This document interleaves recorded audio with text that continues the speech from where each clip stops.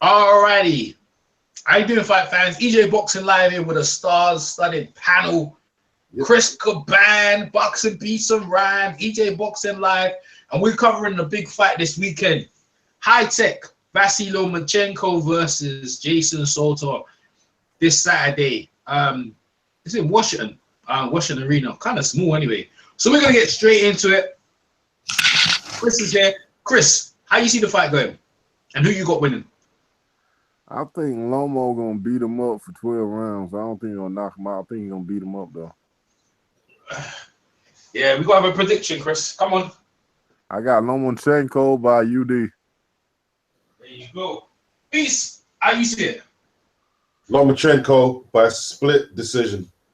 Split. Oh, you got a close. Possibly a draw. Yeah. Yeah. So on their recent performances, yeah, Jason Sosa, he drawed with Nicholas Waters. Lomachenko, who's made Nicholas Waters quit. On that opponent, how do you? Jason Sosa probably is the underdog. How do you see Jason? And this goes to both. How do you see Jason if he can try to put up the upset, or you don't think he got a chance? To a street fight, make it into a brawl. That's the only chance he got, I think. I mean, I think he's a sleeper. I think like people have slept on him. I don't think. I think he fought a better Nicholas Waters than Lomachenko did. Personally, that's what I believe. Yeah, I believe that. Yeah. I believe a lot of people believe that Waters won that fight as well. Yeah. He did better against Stephen Smith than Pedraza did, but then you saw what Tank did to Pedraza. But I think just his physical strength is going to give Loma a lot of. It's giving everyone trouble. His physical strength is giving everyone trouble. Yeah, and you know what? The good thing about this, unlike Nicholas Waters, he's been active. Yeah, you know, maybe not top names. Well, Nicholas Waters is a good name, but he's active and he's a champion. You know, I'm tempted to go with him. You know, because you see one thing about Lomachenko. It's like sometimes he's been catching guys when they're not been at their strength, but this guy is coming in full gunning, man. I think he's promoted. He's a Bob Arum fighter as well. I think he's coming in heavy-handed. He's got a belt. He's a champion. He's fully confident. Why not? Why not him not pulling it off? You know, I can see him doing some trouble, some damage. I'm into my prediction. I'm just trying to break it down for the people working. I could see him causing Lomachenko a lot of problems. I think he's very solid. He's very solid, isn't it? Yeah. I'm getting into very solid. Competition. He fighting Gay Russell, Jason Sosa, Nick Waters, and he fought Salido. He ain't had that many fights. Dude, he fought who you talking about? Jason Sosa or Vasyl? Lomachenko. He fought Lomachenko's got names, man. He's got fucking names. He fought Gary Russell. And he fought Nick Waters. He ain't had that many fights. He's fighting a lot of guys and he ain't had that many fights. Yeah, Sota's been busy, bro. Because Sota's last fight, he KO'd Fortuna and Stevens. So he KO'd Fortuna. United decision against Stephen Smith. He's busy, bro. He's busy coming into this fight here, you know. Like, you know what I mean? And Lomachenko is busy as well. This should be a war, man. It's going to be. Make no mistake about this. This is not going to be an easy fight. No. And they're both of their last fights was last year November. So, and then because Nicholas Waters, Sota's fight last week was November. Nicholas, but that's his last fight was in November against Waters, and Jason Sota's last fight was against Stephen Smith in November last year as well. Yeah. Actually, December. Actually, I think it's December actually. But sorry, they're busy, man. No, they're actively coming into this fight. I mean, the Javier Fortuna win to KO is pretty good, and the draw against Waters is good. That's pretty good. That's pretty good company so far. Stephen Smith, I'm not too sure about that, but I think that's pretty good. Javier Fortuna is pretty. You know, it's a good stoppage right there. That's a good stoppage. I'll give him that. He was hurting Stephen Smith badly. He floored him. Like, you know, like Stephen Smith's not that bad. Not that bad, you know, like, and it was in England as well. Traveled and done a good job. He done Done well against Walters, but I thought Walters won, you know. And he's not just going to quit like Walters. Like, you give Lomachenko full credit for the Walters fight, but the inquiry, not on Lomachenko, on Walters is, how did you just buckle in like that? Yeah. Well, listen, off that win, people were rating Lomachenko. Listen, I ain't gonna lie to you, that's a fucking, you know, that's a very good win, regardless of what Waters can say. That beating the Waters is a very undefeated Waters, you know, who's done what he did in the rankings. Very good up and coming win, and Gary Russell, who's a champion now. You know what I mean? It's you know, it's coming in thing. But I think, you know what? I'm gonna go with the upset. You know, I might put some coins down on Sosa. I'm just gonna put something there. There's something about this fight. It's not straightforward as what it seems, because I'm looking at it like he's busy. Lomachenko's been busy, but Lomachenko's differently busy. I explain. So Lomachenko last good fight, yeah, right, was before Nicholas Waters, was Gary Russell Jr. in 2014. Up until the fight between Waters, okay, he got Martinez, yeah, but Martinez was done a long time ago, right? But before then, okay, Martinez and some other names I've never heard of, like some guy called Rodriguez and Cruz. I've never heard of some of these guys, some Japanese guy. None of these names here really strike. Okay, it's Martinez and Waters. And Salido. Right? And Salido, no. I'm talking about after Gary Russell. Okay. Names. I hear you. Right after Gary Russell, he's got like these 3 guys that are bums, yeah? Or debutants, you know. I've never heard of them before in their life, and he KO'd all of them, right? Just to rank up his rankings. Then he going at Martinez, who's really busted up already. Waters, now I'm not making no excuses. 12 a layoff, that's up on him. Lomachenko took that scalp. But Soto, on the other hand, right, when he gets Waters, and arguably, even though he lost the fight, then he goes straight in against Javier Fortuna. Javier Fortuna wasn't, he was still there. He bracket him up and stop him. Stephen Smith, the live dog, he was coming in like, he's not coming in to lose. He never came in to lose, and he brassed him up. And now he's coming against Lomo. So just on the come up, he's coming in. You know, he's coming in with some gusto, man. But I know Lomachenko's coming in because beating Waters is a good win. But this Soto guy is different, man. He's a different fighter, isn't it? Altogether. He's like Slido, you know. He's like Slido, isn't it? He likes fighting. See, some like his strength is like he hasn't got that hang up of trying to be a polished boxer. Yeah. He used what he got. He's got fairly decent fundamentals for someone who doesn't look like a natural boxer. So he's going to fight to his strengths. And like, you know, I think he's going to push Lomachenko. I think he's going to push him. I think he's confident. He's got the championship belt. Like Alan Minter, years ago, he said, when somebody gets a belt, they automatically raise. Like, you know, it takes you to a different train of thought. You train harder, you train better, you train different, and you start thinking more of yourself as a fighter. You walk as a champion. Even though he hasn't got a fully fledged championship belt, but nevertheless, he's overachieving. He's overachieving. He's living the dream. I think he's just going to go out there and pressure Lomachenko. I'm expecting Lomachenko to win, but I've just got a feeling this guy is going to come with them body shots with that attack, and it's like he's very strong, man. He's very, very strong. This is what I'm saying to you. You know what I mean? Like in terms of if you could think of a Salido fight, I think he's like a Salido type of fight. I mean, look at his knockout percentage. Got good KO percentage as well, I think. Yeah. Look at that. His KO percentage is good, bruv. He's got 20 wins with 15 KOs, you know, and he's been stopped only once, isn't it? Someone stopped, but that was early in his career, so he has been stopped. But that was a long time ago. That was in 2010. He was picked up a couple of draws. Natty would say it was a gift decision against Waters, where he got a draw where really like it looked like he was just outclassed. But the thing is, he's you know what I mean? He's from Camden, he's from Camden, New Jersey as well. He's 29 years of age. You know, he's a WBO champion. So whoever wins this will be the unified champion at this weight class. Lomachenko is 29 as well. So you know, this is a good head-to-head going at it. Should be a good fight. But Lomachenko, most observers just pick Lomachenko because of what he did of Waters and what he did to Gary Russell. Gary Russell's still useful, and Lomachenko No excuses. He made Gary Russell what was it? Ordinary and plain. So I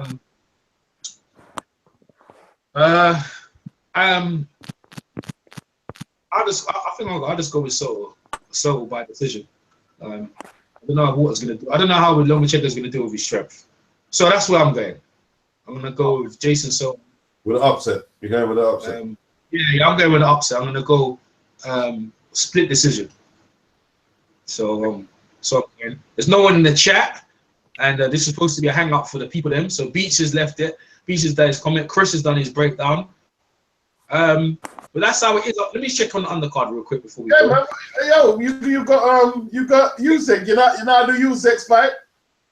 Oh yeah, here we go. I just realized. I was looking at it now. Usyk versus Michael Hunter, and who else is Gaddafi? Who else is Michael Hunter? Who's Michael Hunter? That's the guy. He's undefeated. I've never heard of him actually, but. You see what I'm saying? You see what's going on here? You see, there's a pattern here, mate. There's a pattern here. This big, you know what I mean? Just racking up names that no one's about. He's a black guy as well. Yeah, it's the Ukrainian card. This card is the Ukrainian card. Like they've got that. I think Grodzik's on it. Yeah, Gadashi's on it. Yeah, he's 29 years. Michael Hunter's 29 years of age. He's undefeated. He ain't fought no one of any names in the division, so he's stepping up. So he's got a shot at the title. But brother, I think it's just there for them to beat up on that. They said he's got a good jab. Yeah, but let's I don't know. What's he been fighting? He picked up the vacant belt, WBO belt, just recently as well.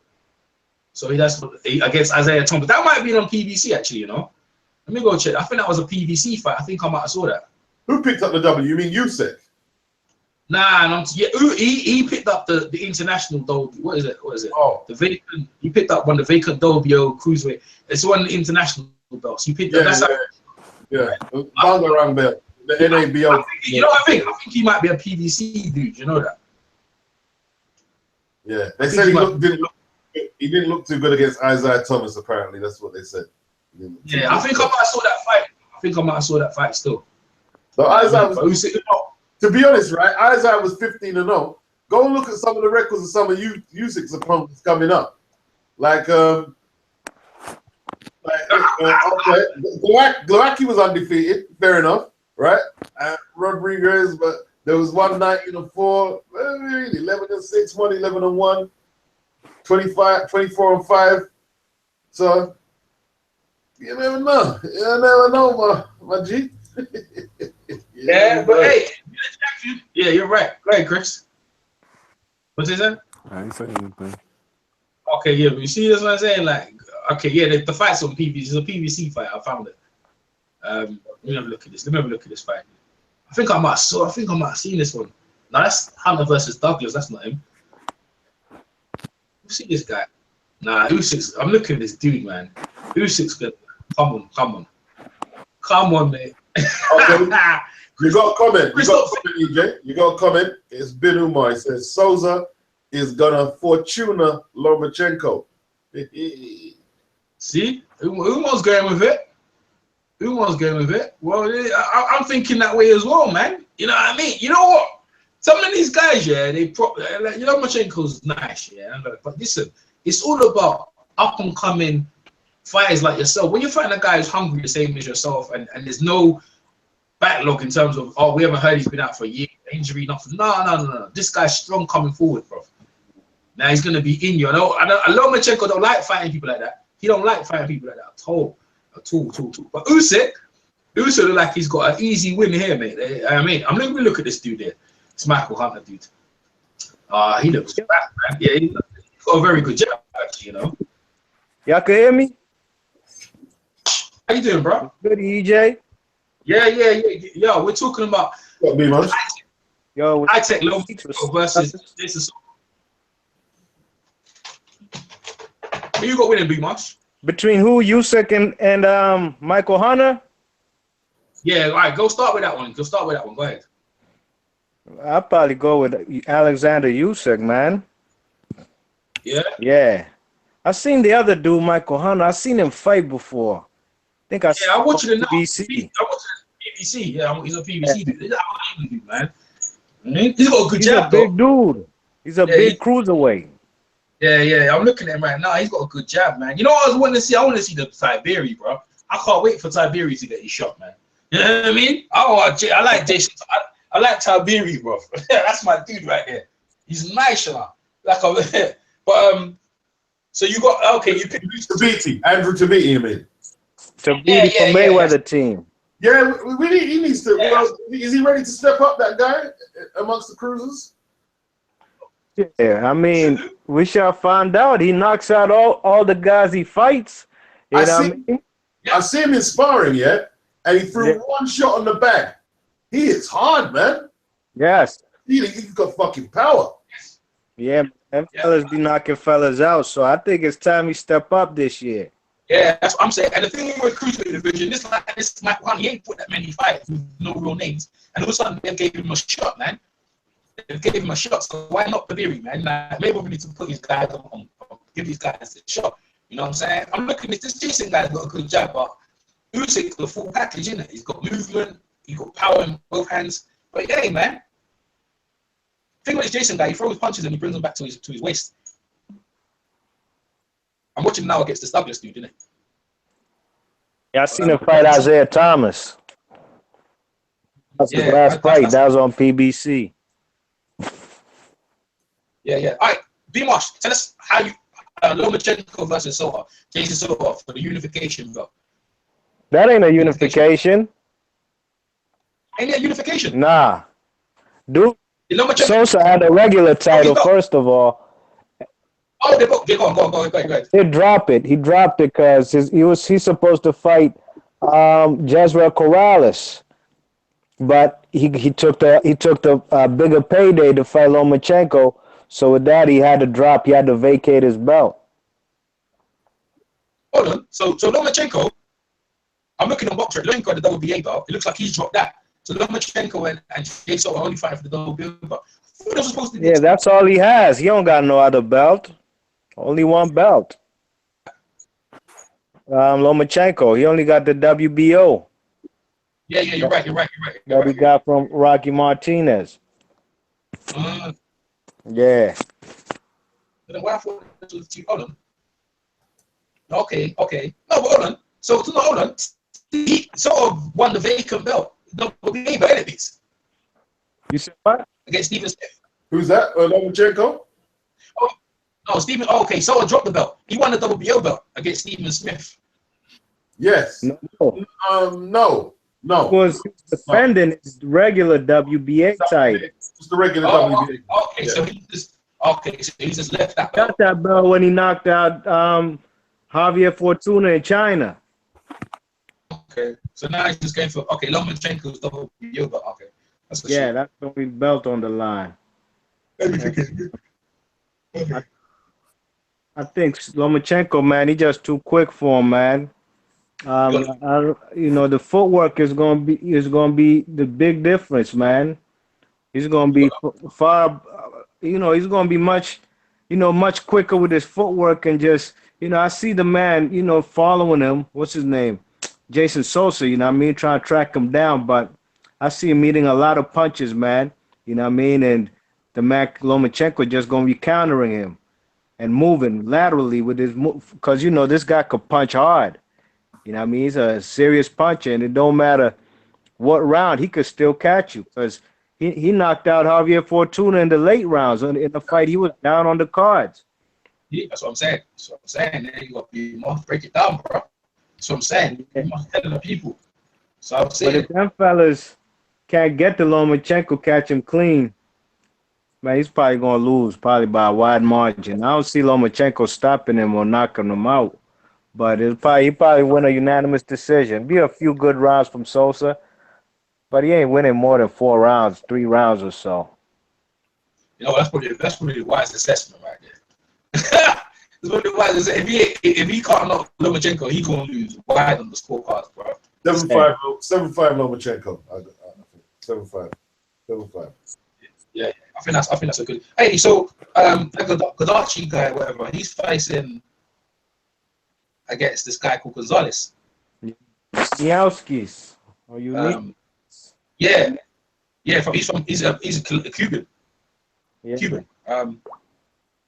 He lost twice against Pascal and Shabaransky. yeah, Sobransky. They lost twice. Yeah, I heard beats in them hangout today, man. That fellas was going in on the white murderers row. Shabaransky, he's the ringleader. Sobransky, bro. I remember that name. They Got knocked out by Canelo and Spawn. Yeah. Sobransky. I remember that name, bro. They were going on about that name. He was like the people talking. I think it was me, EJ, and B Marsh on the hangout when he got knocked out. Yeah, I was on that because I was out the country. I was back home, and we watched that, Jay. That shit was funny, man. Yeah, that was I ain't gonna lie, that was funny. Hey, it was deserved as well, man. They were talking big shit. Alright, another as well. While we're here, we might as well get to it. Flanigan versus was it Peter Petrov? Is that Peter Petrov? That fight is happening. Liam Smith is also happening. So that's this weekend. Yeah, they're all happening. Like, so we're going to get the UK card first. Daniel Dubois is fighting. Nicola Adams is fighting. Ronnie Tete, he's fighting too. Yeah. Tete. Been away, bro. He's going to get this alpha guy. Let me see this guy is fighting. EJ Bonson, is that fight on Sky? Yeah, that fight's on. Can I just Lomachenko? No, Petrov and Flanigan is live on Twitter for free in America, but we won't get it over here. Oh yeah. Really? Yeah. Yeah. Yes. What's up? What on Box Nation Twitter handle?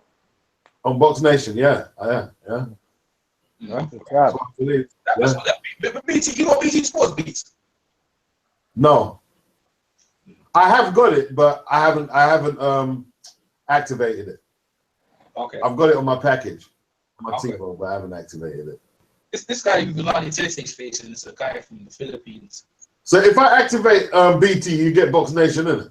Yeah, get Box Nation. That's what's scaring me. Yeah. I'm not sure if I'm going to do that. Yeah. Pay for Box Nation. I ain't paying for BT. BT's going alright.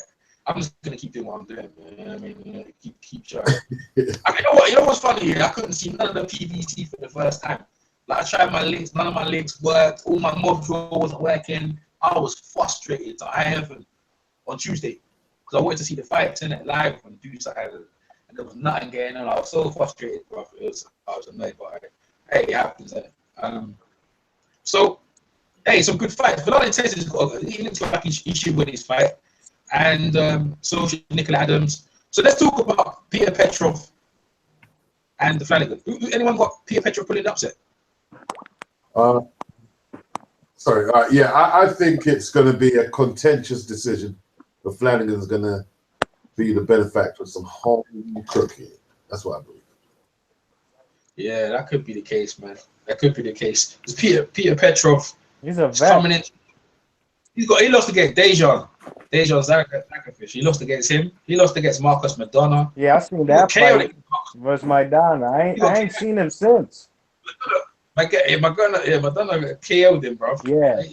In the fourth round. But since KO, that's his only stoppage. He's been working in. Look, I ain't gonna lie to you, bro. He's been fighting in the trenches, you know. The man's been fighting in the trenches. He's 34 years of age, so they're catching him at the tail end of his career. Yeah. Flanigan, 27. And he's got no miles on the clock, man. He ain't got the biggest name on Flanigan's resume, in my opinion, is Orlando Cruz, Chris's favorite fighter. So that's it, man. Nate Campbell, EJ. Nate Campbell. An old Nate Campbell. Yeah, he got him an old Nate Campbell, yeah. Yeah, you're right. He's got Nate Campbell. Yeah, Nate Campbell came to Sheffield. Yeah. Yeah, okay. All right. The best name he's got Nate Campbell. That's going back. But of recent, Orlando Cruz. Yeah, I mean, he stopped old Cruz, boy. But bro, like to be fair, he ain't got no names, bro. But Petrov has been in there. I think he might have miles on the clock, man. I think this might be his last. You know what I mean? Because I don't see him beating Flanigan on points. But let me look at the knockout. Flanigan don't hit hard, you know, beats. He's only got 13 KOs, you know. No, he doesn't. 32. This guy's got 19 KOs. I think the percentages has probably worked out the same actually. But he's got 38 fights. But the thing is, he's been fighting a much better, higher class. Is Peter Petrov. He's been fighting a higher class.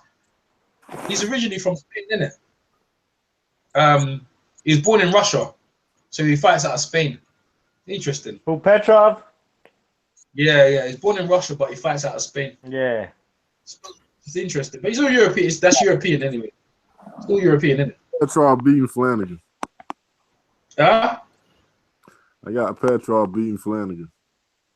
There you go. Tell us why, Chris. Ain't none of you guys over there.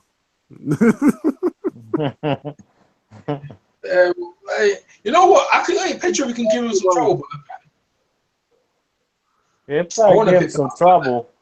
But I don't pick Flanigan still. Flanigan should be able to box him. He can't punch hard. He ain't got no knockout punch. He's decent at best. When he gets on the world level, he's gonna get beat. Oh yeah, definitely. I see that. Who's that? You talking about Flanigan? Yeah. Flanigan, you know what? I was hoping Felix Verdejo would have came up already and took that scalp a long time ago, but it never happened. After he got in, I got Flanigan beating Felix Verdejo by knockout. So do I now. I do as well. What's your say, Beats? What? Felix Verdejo versus Flanigan? Oh yeah, that's Flanigan in general. What your opinion overall? I think Flanigan beat Verdejo. Like this guy. Man, whack, man. He was whack, man. Nah, he was not whack. He was right before his incident, man. Before the injury. Nobody who Verdejo record worse than Flanigan. You know, I can't ever take that away. You know, I can't ever go about that. You know that.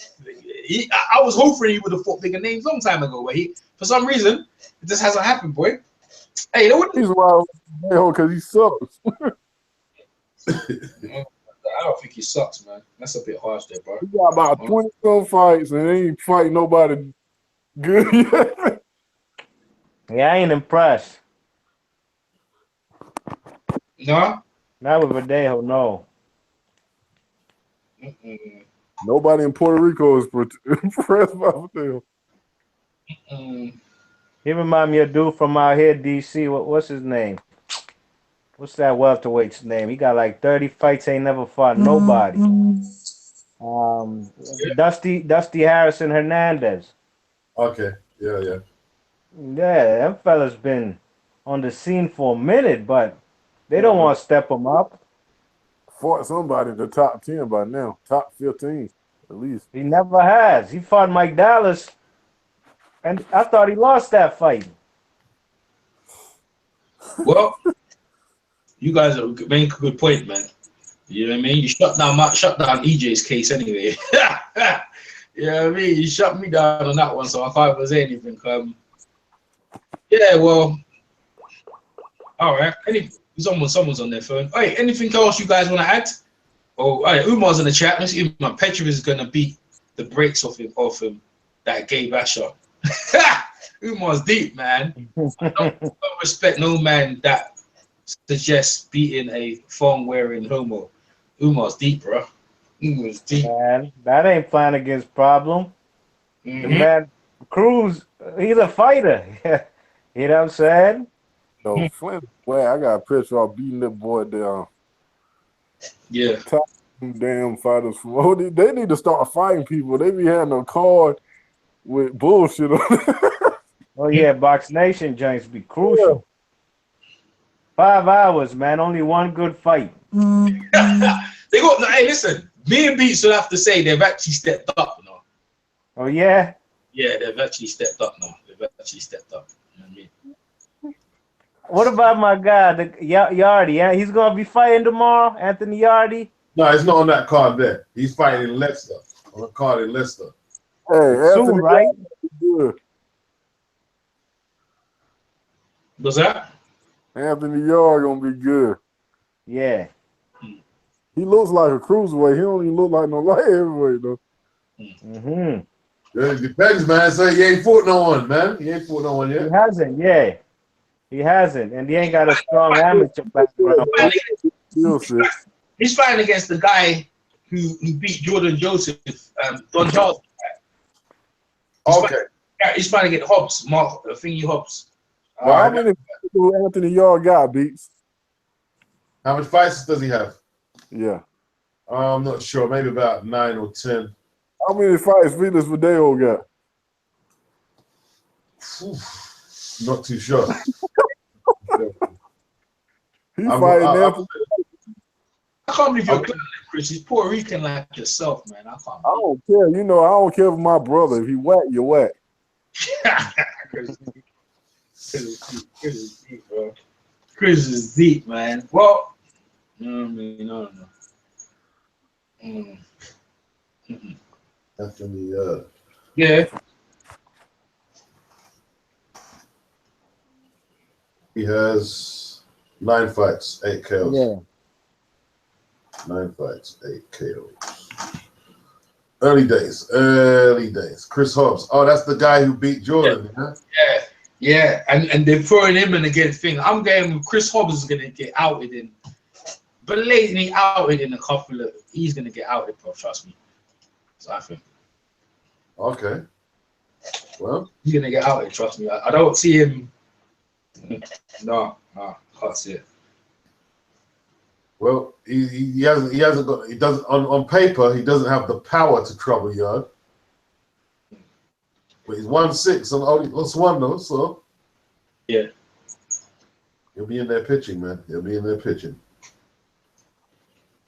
Yeah, he will. You never know, man. You never know. Yeah. Willem, right, left. Where's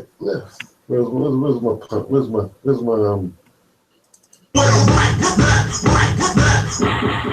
There's some sound effects to the gathering.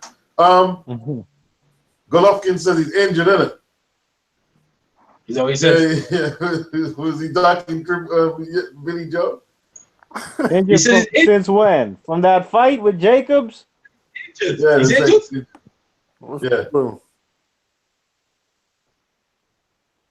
Yeah, so he's injured. What's wrong? What's injured? His shoulder, his arm, what? Let me see if I can details. Let's get some details, man.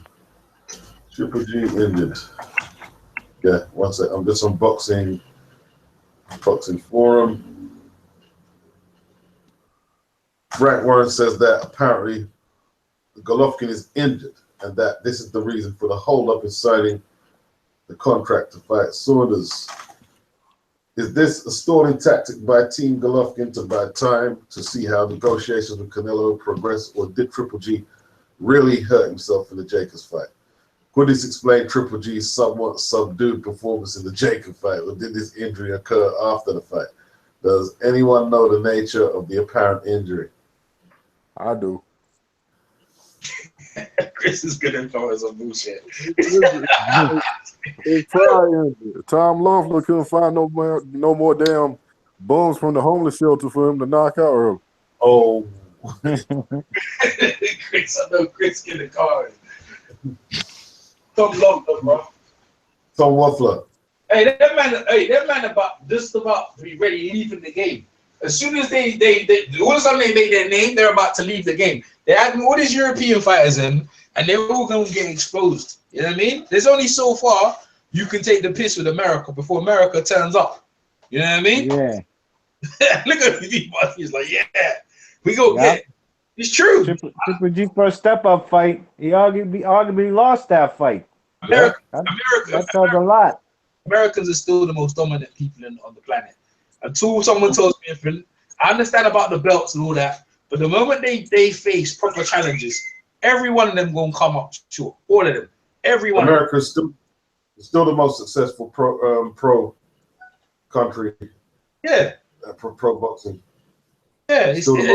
Nothing ever changed. It's just that Europe is and other people just got into the belt. But the moment they face until someone can try and beat the African American style, then that's the way it's always going to be, in my opinion. You know. Say, man, say you enter. Ain't nothing but slick boxes out here. No. Yeah. Them Eastern Europeans are lucky we're the 90s when they were a real strong gene pool, but They got I mean, beat Reggie. Yeah. Reggie Johnson would have made Triple G look stupid. He got beat by Reggie Made Johnson. Triple G look stupid. Yeah. You didn't embarrass him. Reggie Johnson didn't Reggie embarrass Johnson. He wouldn't have beat Lamar Parks. him. He'd been embarrassed. Reggie Johnson, I know, give him work, a southpaw. Reggie Johnson would have beat him. Yeah, Reggie Johnson would have. slick Johnson. southpaw. Because I thought he beat James Toney. I tell you what would be a good fight. I tell you what would be a good middleweight fight for back then. Steve Collins and Triple G would have been. Oh yeah, that'd be vicious. At middleweight, Yes, that middle. true. Collins probably would have got knocked out though. Yeah, I know Why'd you Steve say that? Collins is more from super middleweight. I know he fought McCollum. You went to this with McCallum and Reggie. Huh? Yeah, Reggie Johnson beat him too. And Reggie. Johnson whooped his ass.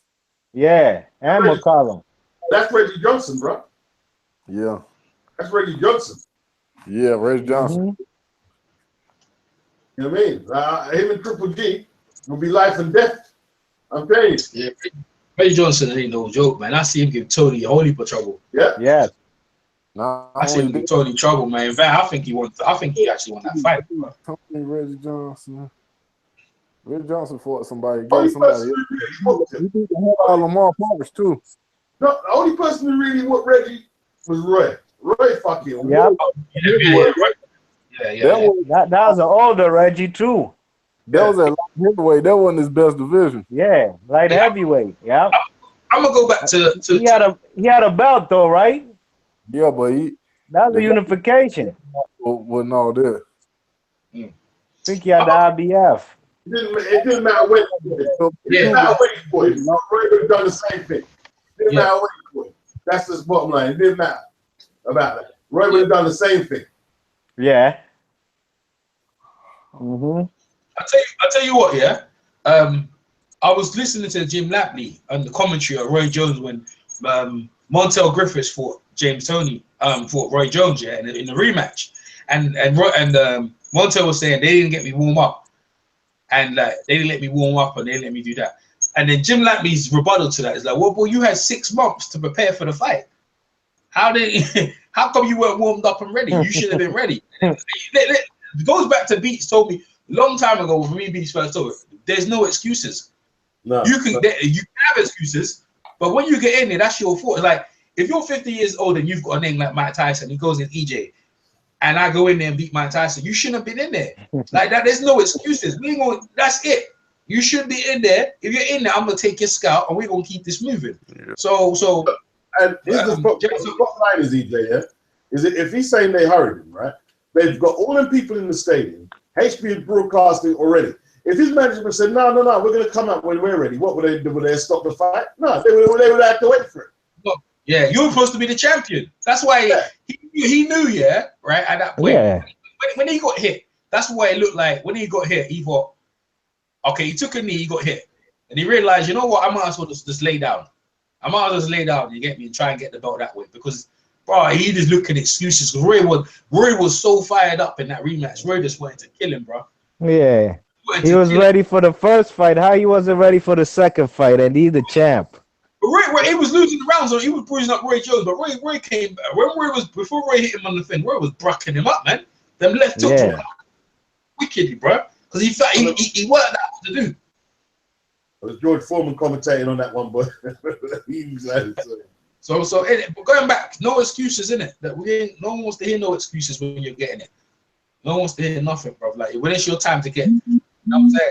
You get in there, someone knows who's jumping in. Michael just jumped in, yeah. What's up, Michael? What's going on? What's going on? I'm cool. Oh, that scores What's easy. happening, man? Hey, Michael, yeah, we're talking about Lomachenko, Jason Sosa, and we're talking about Alexander Usyk, Michael Hunt. Give us your take on them two fights. And Scorsese, you jumping after. Go ahead, Michael. Tell us how you see that.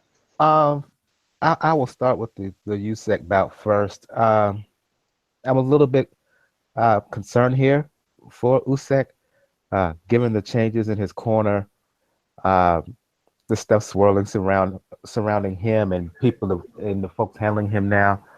I've seen work of him working the pads and whatnot with his new trainer in the gym. I don't like it. Usyk's a talented fighter. He's favored to beat Hunter, but I think Hunter, who's a tough guy, is going to give him a better fight than most expect. In terms of Lomachenko, look, Sosa is good. He's a good fighter, but I just don't think he's much for Loma. I think Loma should win and win rather comfortably. To be honest, I think they're tougher fighters, namely Tevin Farmer, who are better competition than Sosa is at 130. There you go. It's nice and quick and sharp, boy. Yeah. So you don't see no scenario how Sosa could win that fight, yeah? I mean, I could, but I just think that Loma is on such a roll. The only thing I can think of right now is maybe just Lomachenko maybe overlooking him because he's been talking Mikey Garcia and he's been talking how other fighters have been ducking him and whatnot. But if he comes in there focused, I just think he will be too much for Jason Sosa. Yeah, well, that's it. And Usyk, you're worried. You don't like the way him and his training. You don't think they've got like no chemistry or anything like that. You don't. I'm concerned about the preparation coming in for Usyk. I really am. I don't know how well he will work with this new camp. I think he will win, but again, I'm having some concerns here. Okay, plus he's fighting a tough guy. So Peter Petrov is going against Terry Turbo Flanigan. How you see that fight going? Tough fight. I think Petrov was going to give Flanigan a tough battle, a tough go here. Wouldn't be surprised if he beat him. To be honest, really? Okay. I wouldn't be shocked. No, I wouldn't. I think they're sleeping on him a bit. Flanigan is a favorite, but again, there's some things that Petrov could do in there against Flanigan.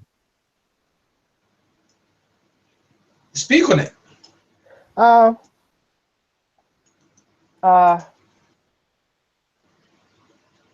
See, when I look at Flanigan, people compare him to Crawler.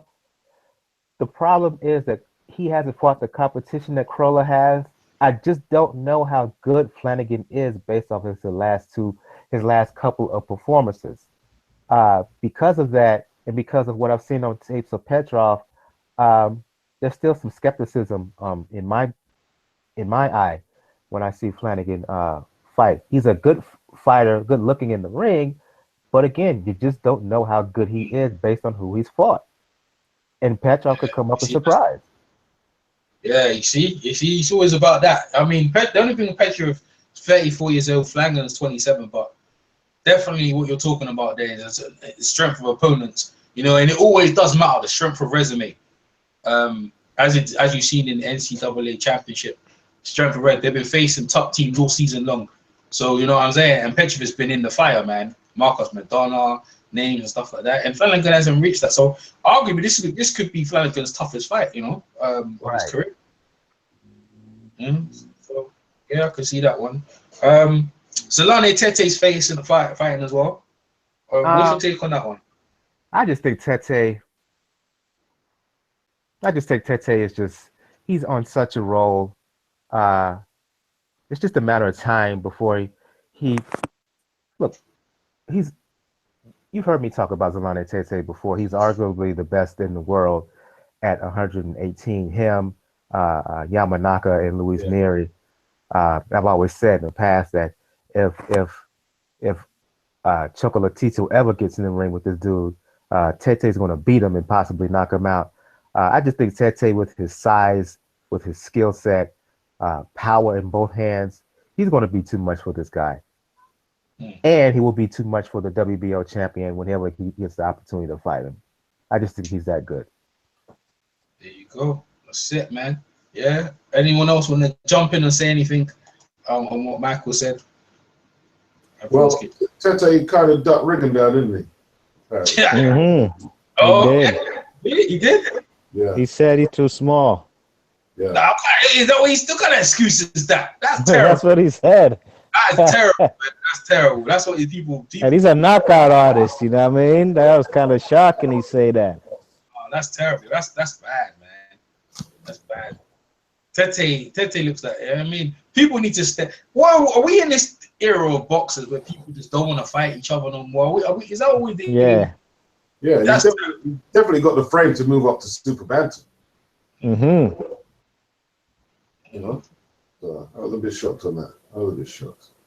Yeah, because I was. What would you just say? I don't know that. I sort of disagree with the Lomachenko point. Go ahead, man. Tell us. Let me think about it. When is the last time he faced a pressure fighter? What they say about Adrian Broner? Adrian Broner lost to a pressure fighter. They say until he beat pressure, we ain't giving him no props. That's the same way I feel about Lomachenko. Jason Sosa just got to come bring it. If Lomachenko can fight out of it, I'll start talking about how good he is and how much he has improved. Everybody gave him props on improving versus a guy who been out a whole year.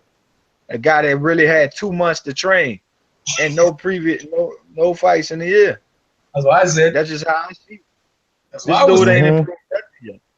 He ain't improved nothing to me yet. He ain't proved nothing to me yet. Gary Russell's not a pressure fighter. What was his name? Rocky Martinez. He's not a pressure fighter. He was a beat up fighter, if anything. So Jason Sosa, I don't see him. He said he was stronger than Nicholas Walters in the ring. He didn't say he punched harder, but he said he was stronger than him. He said he felt like the stronger man. So you telling me you just finna walk through him? Okay, if you do, you get credit. But hey, until that night happened, I'm looking at this fight like sort of 50-50. I'm not looking at the names. I'm looking at the style matchup, and I think he's just gonna try to come eat his lunch. Both on the road. But you're gonna have to catch him though. Yeah. That's one thing I give Lomachenko props, man. His footwork is impeccable, man. Them fellas know how to move around in the ring, and them fellas kind of slick in a way, you know what I mean? Sure, he don't like body punches. I don't know nobody who do. And if the man, that's one way Sosa can try to slow him down. If he go to the body, but if he tries head hunting, it's gonna be a long night for Sosa. Yeah, he throws some wild, like when he called Fortuna with them wild shots, man. He throws some loops, some crazy angles, and his feet himself. This dude a former running back. He used to hit holes for a living. He know how to get around that ring. Look, remember, Fortuna got some good wheels on him. That dude got some wheels, and he'll hold you all night. He'll make it funky. Fortuna's also a guy like to stand there and just fight, man. Fortuna doesn't have the discipline. Fortuna doesn't have the discipline. I've seen him. He's got wheels, though. He's got the wheels. He has the knowledge of using the ring, and he ties you up, make it funky. This dude can either excite or he can stink out the crowd. I've seen Lomachenko in there with a foot speed advantage, and still in there, getting caught. So I'm like, you show it, and this is why I say I think Sosa the best opponent he had since he got beat. There you go. That's what I think. And you see, I'd agree with that. But you know what? But to the point. But to be more to your point, you were saying, even though all that information Scores Asia just put out, he still has to work too hard, man. Like Lomachenko used that footwork. I was saying the same thing Scores Asia, but when it comes down to it, he lost against Nicholas Waters. Like everyone saw that. It was like a big doubt. Yeah, and he 9-1 lost on my card. Yeah, and then Lomachenko blew out Waters. Yeah, you know what I mean? That wasn't that to me. Like I don't think that Waters was as effective. I think 7-5 Lomachenko split decision. Perhaps with Lomachenko, if you fight him conventionally, then he'll dissect you. But them looping punches and them low shots and them rough tactics, then you can get something going. Like Gary Russell. He fought very conventional against Lomachenko. He didn't try anything. Yeah. He didn't vary up his speeds. He didn't try to rough him up or anything. It was just like, once he couldn't get his fundamentals going, he kind of gave up on himself. He didn't have nothing else. Yeah, I won't never give credit for that Walters fight. I don't even think I need to look at that, talk about that. I'll never watch that fight again. Walters basically took 1 step forward, 2 steps forward, and I would see Lomachenko going backwards off balance. and he wouldn't pick his feet up and come anymore. And I'm just saying, you know, what's going on here? I'm not saying he threw the fight. I just don't think he was prepared enough to do what he needs to do to make that the best kind of fight that it is. And I think Jason Sosa gonna come and he's gonna take 5 steps forward if he got to take them. And you know, we've seen him go 12 rounds. Steve Smith, we seen him carry Howard late versus Fortuna. 10 rounds with Walters. This is his best of the. Oh, is that coming from me? Yeah. If he can dominate this guy, get a lot of credit to me. Yeah. All right, well, that, you know, schools is you bring. Look, are you doing? I'm saying I'm going with Soto. I'm going with Soto by split. What are you saying? I'm looking close fight. Oh man, you got me in a tough spot with the pick. Yeah. I'm gonna say That's what we do. Look, if I'm going by tape, and that's what I say, I'm gonna go by the tape. If I'm going by the tape, Sosa just caught a dude with good feet, knocked him out. If I'm going by the tape, I saw a dude come forward relentlessly, and Sosa say he's coming forward relentlessly. He beat Lomachenko. So if I'm going by the tape, my heart telling me to say Lomachenko because I'm only human. But if I'm going by the tape, Jason Sosa winning this fight. By what? I don't know how, but the tape says winning the fight. You can't do that, man. You have to tell You want a round? You want a round? You want to? I want a pinpoint prediction of what by the tape. By the tape, I'm gonna say. Go on. I'm gonna say Lomachenko gets roughed up and loses a UD. Okay, there you by go. the tape. There you go. That's it. Put your neck out. I put my neck out as well. I mean, look, it's easy for me to come over and just tell you how it's gonna be, but it's something about Lomo to me. Yeah, put your neck out. I put my neck out. Like I ain't gonna lie. Look, man, I'm telling you. So even though Waters won the fight, he gave him a hard fight. And like you said, the American football, like Sean Porter, they if you ain't about your business, and Lomo's already shown fragile things against people like Salido, and everyone's like, oh, he's got better system. Well, I don't want fighting him like Soto. So, you know, either it could be a blowout or Soto could make it close and he nips it. You know what I mean? It's gonna be up to Sosa if he gonna rough him up. If he don't, it's gonna be a long night. I just feel like if you're gonna say a person got better, you gotta show me the style that he lost against and show me that he beat that style again, and then we could come together, clap hands, and say he's better. But I don't see it on the resume. I don't see it. He ain't fought a pressure fighter since Salido. Oh, he hasn't.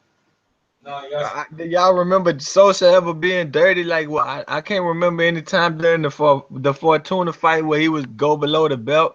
I know that fight was roughed heavy because they was kind of headbutting each other and shit. I think that's how you beat up for Trudy. You pressure him and you put him uncomfortable. You make him uncomfortable. He was quite rough against Waters, man. He kind of thought Waters a bit rough.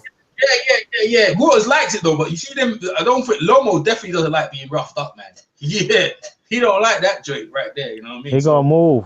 He gonna move before that happens. Hold it.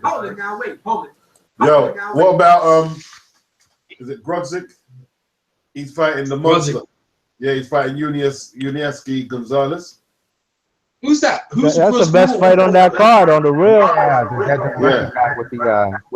then he had what? Is he like 12-0 with 10 KO, something to that effect? Yeah. Who's that? Grodzik.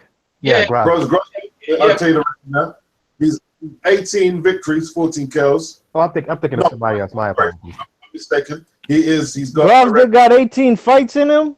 I thought he only he's got 12 wins. Yeah. KOs. Okay, yeah. 12 KOs. Last time out, he stopped Isaac Chilimbe in 8. Oh, that's that guy. Yeah. Oh, I can't get over one thing. Scorsese don't rate that guy. I can't get over one thing. It's one thing I can't get over. I know. Motherfucking Tommy Carpinci almost knocked his dick in the dirt. He did. Yeah, hold on.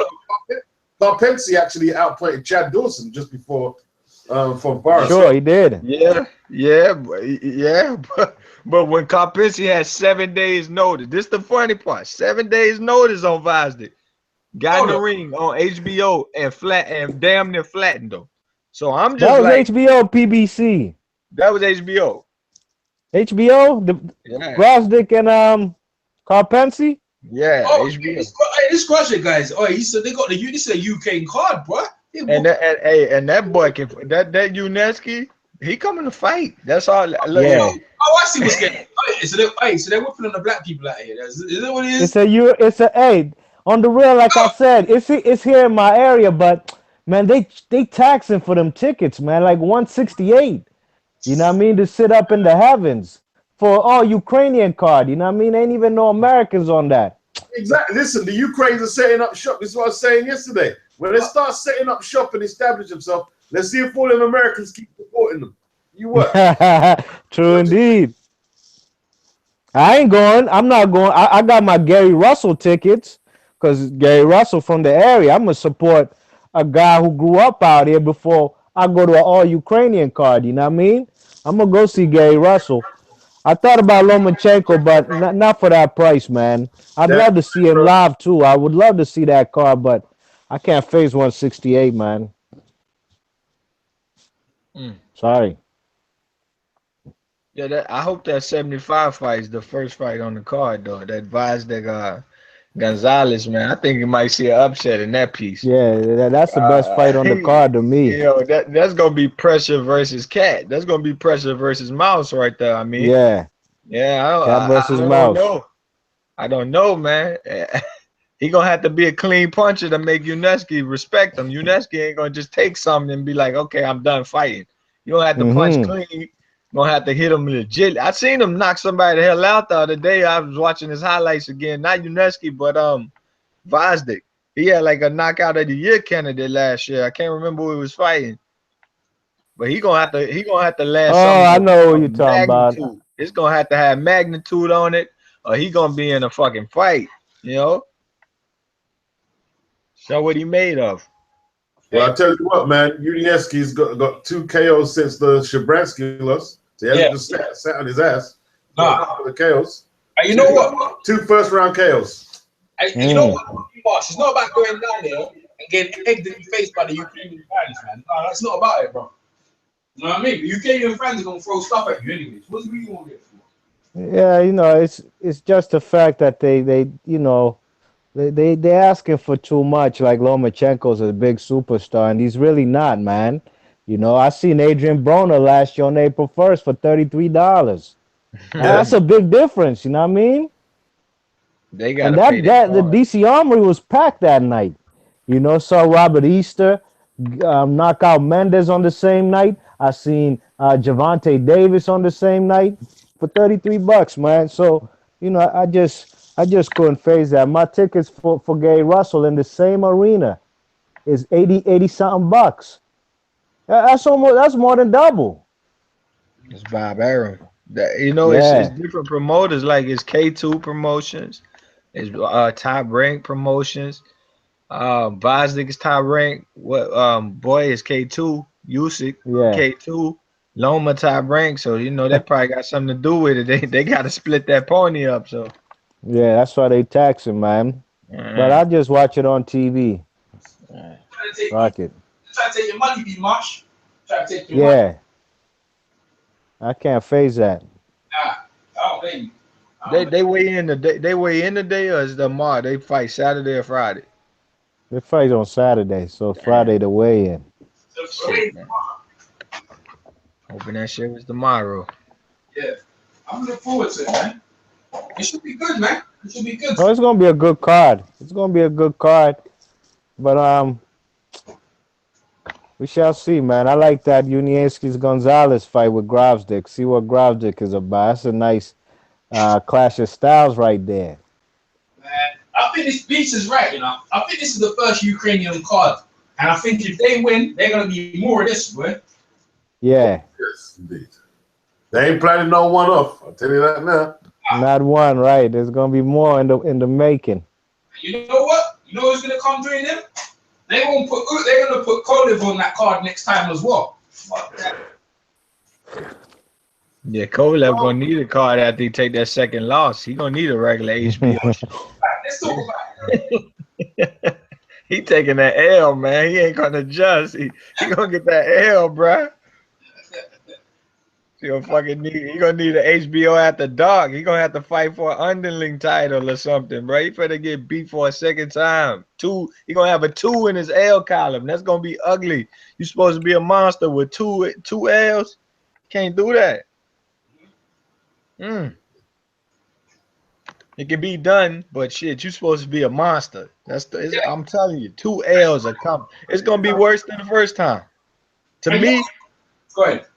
To me, after the knockdown, I felt like Andre Ward kind of got up. It's a schooling in his own right, because on my card it was 8-4 without the knockdown. When you beat a person like Kovalev 8-4, like that's crazy. To me, that's considered a schooling. And he didn't adjust none in the late rounds. To me, he adjusted none. He got lazy. But you know the thing is, yeah, the signs were there, yeah, when he fought Isaac Chamberlain, because Isaac, he was supposed to knock out. He did knock out Isaac a couple of times, but Isaac made him look stupid. So I think Ward looked at it and said, "Well, I can be better." And it's the same thing with Danny Jacobs and Billy Joe. You know what I mean? What's this Beats saying? What's it? Triple G don't want to fight Billy Joe? Is that right, Beats? Apparently, it's a stalling tactic. They're saying it could be a stalling tactic, or a negotiating tactic to. I don't know. I mean, but well, that's what Billy Joe and Frank want. See, Frank want to come out, and he tried to use it to their advantage to, like politically to say, yeah, well, they've done all they can to secure the fight, but Triple G doesn't want it. I said a long time ago, Billy Joe would be a good fight for Triple G. People laughed at me. I felt like his feet are good. He can make Triple G put his hands in the holster. He just got to be on his game. He got to be in shape.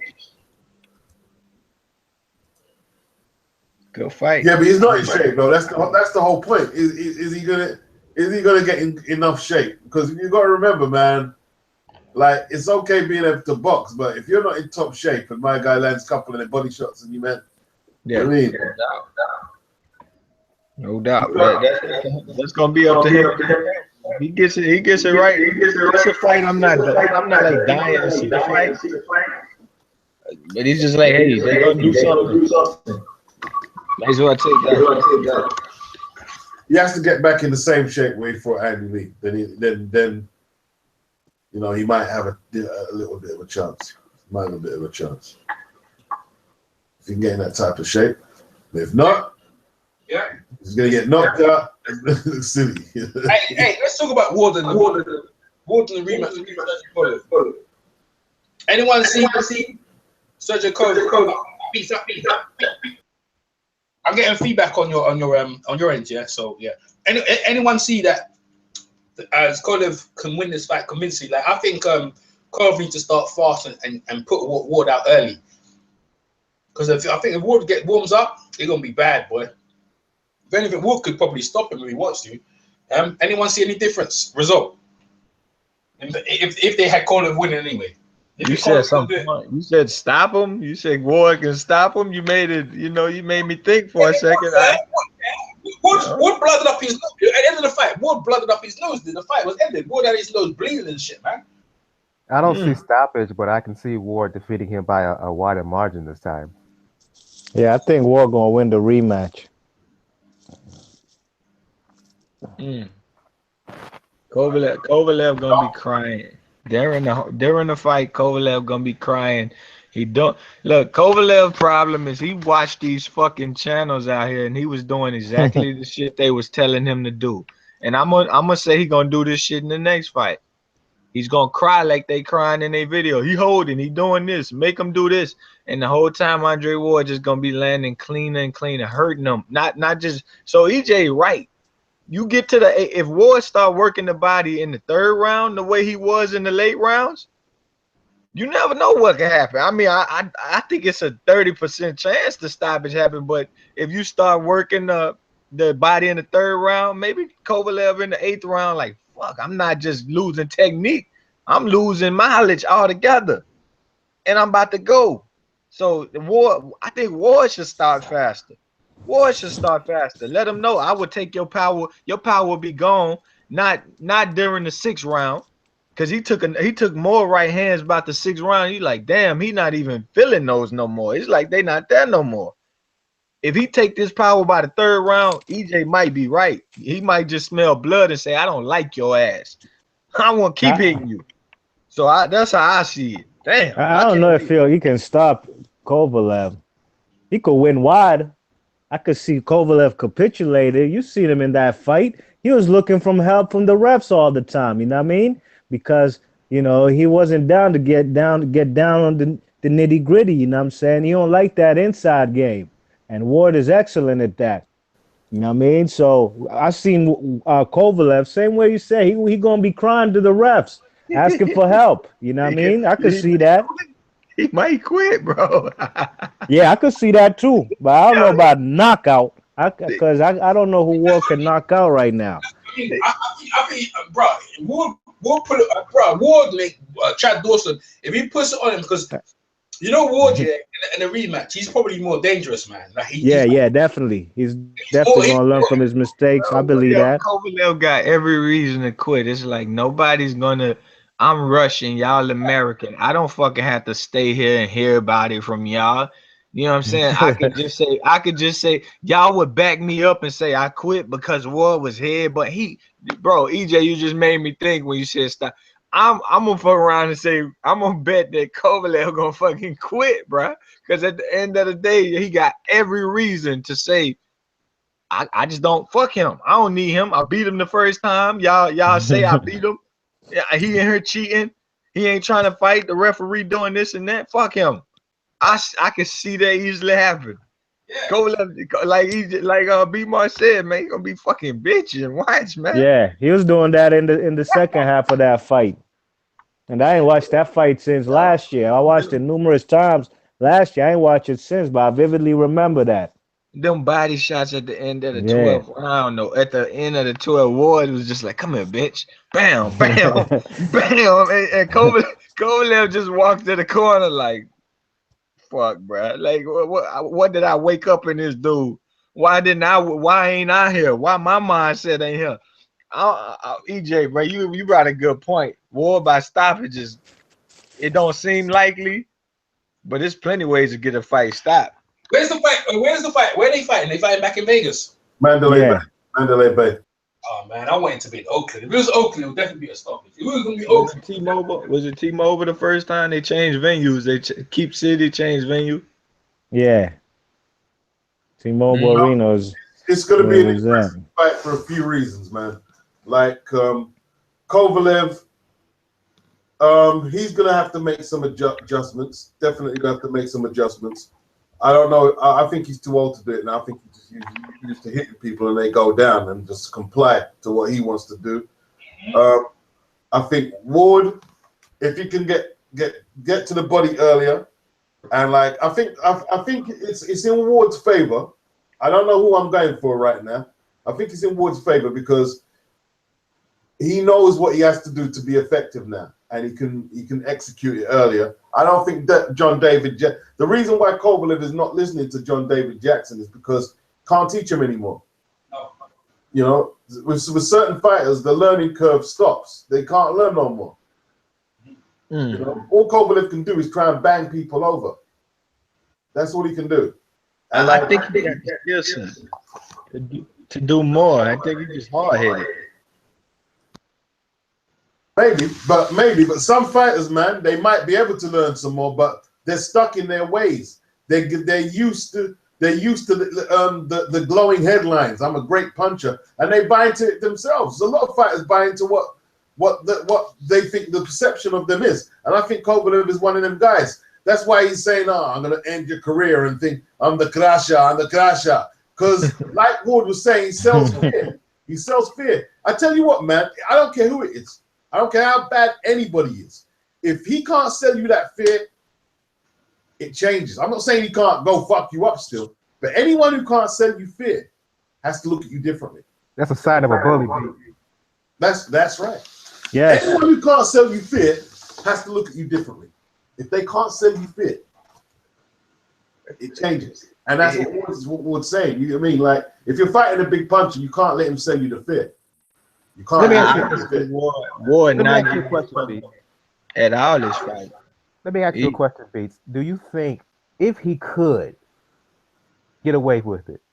Do you think that he would dump Jackson in a similar way that Usyk dumped Bashir? I was going to talk about that. I think he done it already. I think he might have done it already. If he could find a Russian coach, right, that could do what John David Jackson was doing, he'd be gone. Jackson would be out of there in a second. Yeah, it's as simple as that. They're like, there's no friendships with the Eastern Bloc countries. You know, they're here for business. They're not here to, you know, look at hookers and drink Pepsi Cola and eat McDonald's. They're here for business, to make money and set themselves up for the infrastructure of their country and their families. That's what they're here for. You know, that's why you're seeing the Ukrainians do their card. How much other foreign have the Cubans done an all Cuban card? Have any other foreigners who boxed in America done their own card? No, it's the Eastern Bloc guys. They're there for business. They're not coming in to fuck around. You know, they're not here to mess about. Yeah. Yeah, I think they need to throw a monkey wrench out there and change trainers, because you get one of them Russian coaches you don't know much about that we ain't seen. Like Virgil Hunter know John David Jackson. He can look at the fighters and how he coached them. They can look at what COVID that could change things if you get a Russian coach in there and that coach is saying, this how we doing it, this go. Because everybody sort of feel like we know what Kovalev is bringing to the table again. He think he won. He like you said, he's selling that I'm the crusher shit, and it's coming back. Like he think Ward gonna trade right hands again with him early. That's what I think he sees. I don't see adjustments coming from him. I just see Ward. I could see Ward literally, if you got the same trainer in there, John David Jackson, I could see Ward going in here winning 9 rounds. By the time the 5th round over, you basically saying if he don't get hit nothing stupid, he's just gonna continue to dominate this fight. Because it's not, Ward, no, I don't have to throw my right hand up top and trade it with you to dominate you no more. I can hit that body. My jab was the hardest punch of the whole fight. After let's say the 4th round, Ward jab became the hardest punch of the whole fight, in my opinion. Kovalev was getting hit like a linebacker hit him. Like he was getting ran over by Eddie George, and he didn't have no neck support. It was just like boom, boom. I'm like, dude, you ain't never been hit like that. And he got the nerve to come out the fight saying there's no way that fight was close. You know what? You guys make a big point about the fear thing, man. Like, because when Triple G went against Danny Jacobs was scared of him. Triple G, he ain't trying to say, oh yeah, I'll fight him again because I think what the fight was close. He ain't even trying to say that. He's like, nah, we look from someone else. But yeah, he was trying to sell fear as well. And like, yeah, immediately after that Ward, I'm sorry, Danny Jacobs GGG fight, Andre Ward went to Twitter and he wrote, they out here selling fear, but we're not buying it. You know what I'm saying? And He has a point. That's what HBO, that's what they try to do, sell you fear, make the casual fan think these are the most scariest dudes on the planet. Daniel's buying that shit, bro. Daniel's scared of it. And you see the Eastern Bloc countries, yeah? Like the fear selling, you know, where big Ivan Drago punches. If you look at the history of the sport, man, you need more than that. You've always needed more than that. So unless they start varying it up and try and scientifically break down fights round by rounds, minute by minute, skills, footwork, combinations, knowing when to rest, timing, jabs. You know, their reign could be over soon. They're going to have to produce more Lomachenkos than Triple Gs if they're going to be a force in the world of boxing. You know, if the Cubans start entering pro boxing in the US, this is going to be a problem.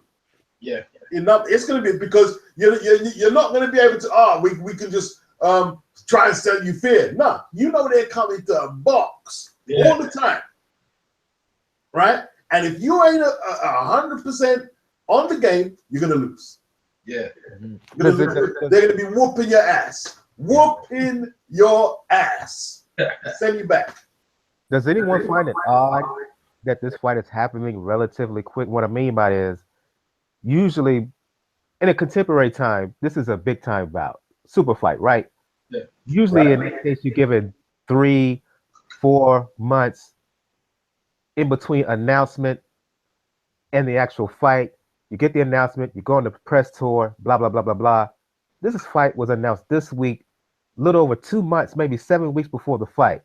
Anybody find that a little bit odd, especially since we know Kovalev has a tendency to put on weight. He's on a special diet now in order to get down to the 175. Am I the only one who's kind of, my third eye is open about this? Well, that's what Sugar Ray Leonard did to Duran in the rematch, right? Like, if you know this guy is ill-disciplined in between fights, then yeah, you mean that's what you do. That's what you do. Because a lot of guys don't like putting that hard work straight in after training camp.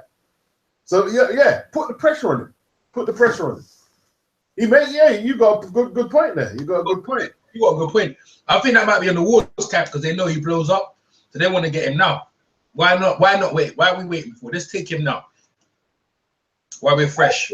I think Kovalev is a bit worried, like his language. I'm going to end your career, and that didn't work last time. Why would you try it again? Why are you going to try it again? All that. It's nobody's career. You punch hard, but you know what I mean. You're not no killer, or you mean like that. All right, he's killed someone, but you're not that bad, bro. You're just another boxer. Good shit talker. Kovalev a top level. Like I wrote on Twitter, of all the broken English fighters of all time, he got to be top 5 shit talkers of broken English fighters. Because this dude, like Golovkin, he could never do this. What Kovalev do, I like it. I may not agree with what he's saying, but he's a piece of could shit. Never call nobody a motherfucker, man. I mean, I'm gonna end your career, motherfucker. The beast is points about fear, the shit talking, even the borderline offensive stuff that he does, signs of a bully. He's a hell of a fighter, but he's also a bully. We have to acknowledge that. Yeah. He got bullied. That 12th round told them bang, bang, bang, and bell ringing at the 12th round. That told everything. He walked back to his locker like, damn, everybody in the school just saw me get beat up by the dude I was fucking with. You know, so he know better. This ain't. I tell you what, he's a sore loser. Bro. He is. Sore loser. He don't know how to do with losing. You know what I mean? Not graciously about him. I won the fight. They robbed me. You know what I mean? Shut up, bro. Oh, all right, listen. People want to see that fight so badly. Michael makes a good point. Take him now. Yeah, why he don't give him time to don't give him time to just blow up and all that stuff, man. They want to be fair, Golov's been active anyway, so maybe it's good. Golov's has been an active fighter anyway, to be fair. But he always likes fighting. So he was in camp. He was in camp before the fight was ever announced. He was putting up pictures of him jogging. He looked terrible. He looked terrible against Isaac Chamberlain. He looked terrible. He looked absolutely terrible. You know what I mean? He gonna look terrible from round 1. From round 1 to 2, I think before the round 3 out, when he's sitting in the corner, you're gonna look at body language and you're just gonna say, this dude knew he wasn't gonna win the fight. He knew he could not win the fight. I think Ward just gonna keep every adjustment he made. He gonna have the range in the back of his mind. Don't trade right hands. Don't even throw the right hand upstairs. Don't even worry about it until you just super confident that he got nothing on his if you trade. Well, I see this fight here, man. Like it breaks into 2 pictures for me because we saw a little deterioration from Kovalev in the Chilembe fight, and then that was his worst performance against Ward, and equally. That was Ward's worst performance against Kovalev. So I reckon that the chances are someone is suffering some residual that they're going to take into the ring. They're not going to be the same fighter. I don't know who that is. I don't know who that is yet. It could be Kovalev. It could be Ward. This fight is very exciting to me. I think as far as Ward's worst performance, that comment right there, I don't know. Like, let's say the Beaker fight. That was bad. I think Ward can look at his performance and say that shit was resilient. That shit was I mean, dude, like this dude was came off the canvas. He was talking this dude. He straight out took his right hand away. He got under the right hand. He seen Kovalev never change levels. He seen Kovalev punches slow up because he wasn't sure if they was gonna connect on anything. He had his hands up. He was able to turn and walk forward and position himself to get out the way of the right hand or get under it. I just looked at a resilient performance. You got hit in that second round. You got hurt. Yeah, you got hit. A jab landed. but you fighting a world-class fighter. That shit looked resilient to me. I've seen Ward look in fights where I said, I don't want to look at this Ward. This one right here, I'm just looking like, yo, he breaking down a beast. He breaking down a bit of a beast. I thought that shit was beautiful. I thought it was a beautiful performance. Any concerns about the the history of injuries that Ward has suffered catching up to him? Yeah, man. That's, to me, he's not the same guy ever since them shoulder injuries. You could even see his, he's also kind of reluctant to throw that right hand. He don't throw it with like how he used to. You know what I mean? You don't throw it good upstairs. To me, that's like Beach said. That was the worst I ever seen Andre Ward. I'm thinking more legs because he's had ankle injury here, pretty significant knee injury in the past. Again, at age what? He's in his early 30s now. Yeah.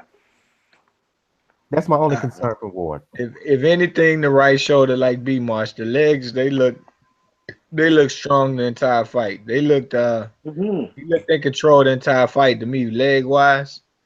But that right hand, I agree. When he throw it upstairs, don't like it. When he drop his knees and he aim it like toward Kovalev ribs, that shit was sucking, bruh.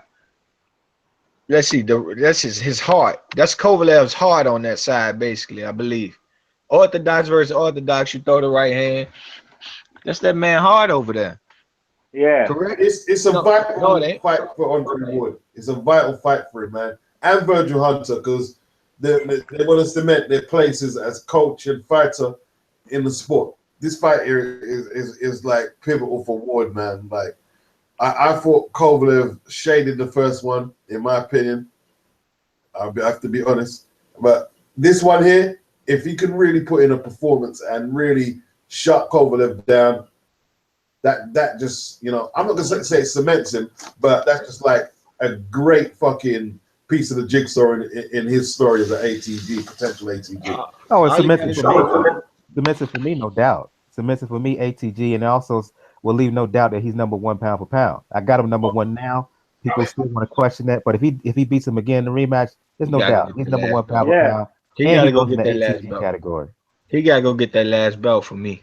He gotta go get it. He gotta quit dismissing it and think about Triple G. He need to go fuck Triple G. Triple G can't beat you. The world should know that.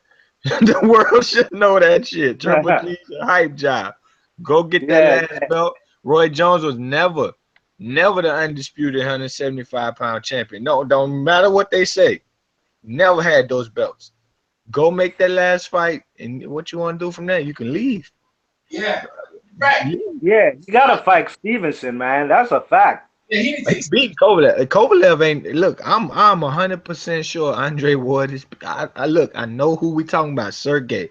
I know. I'm 100% sure this man is getting punked.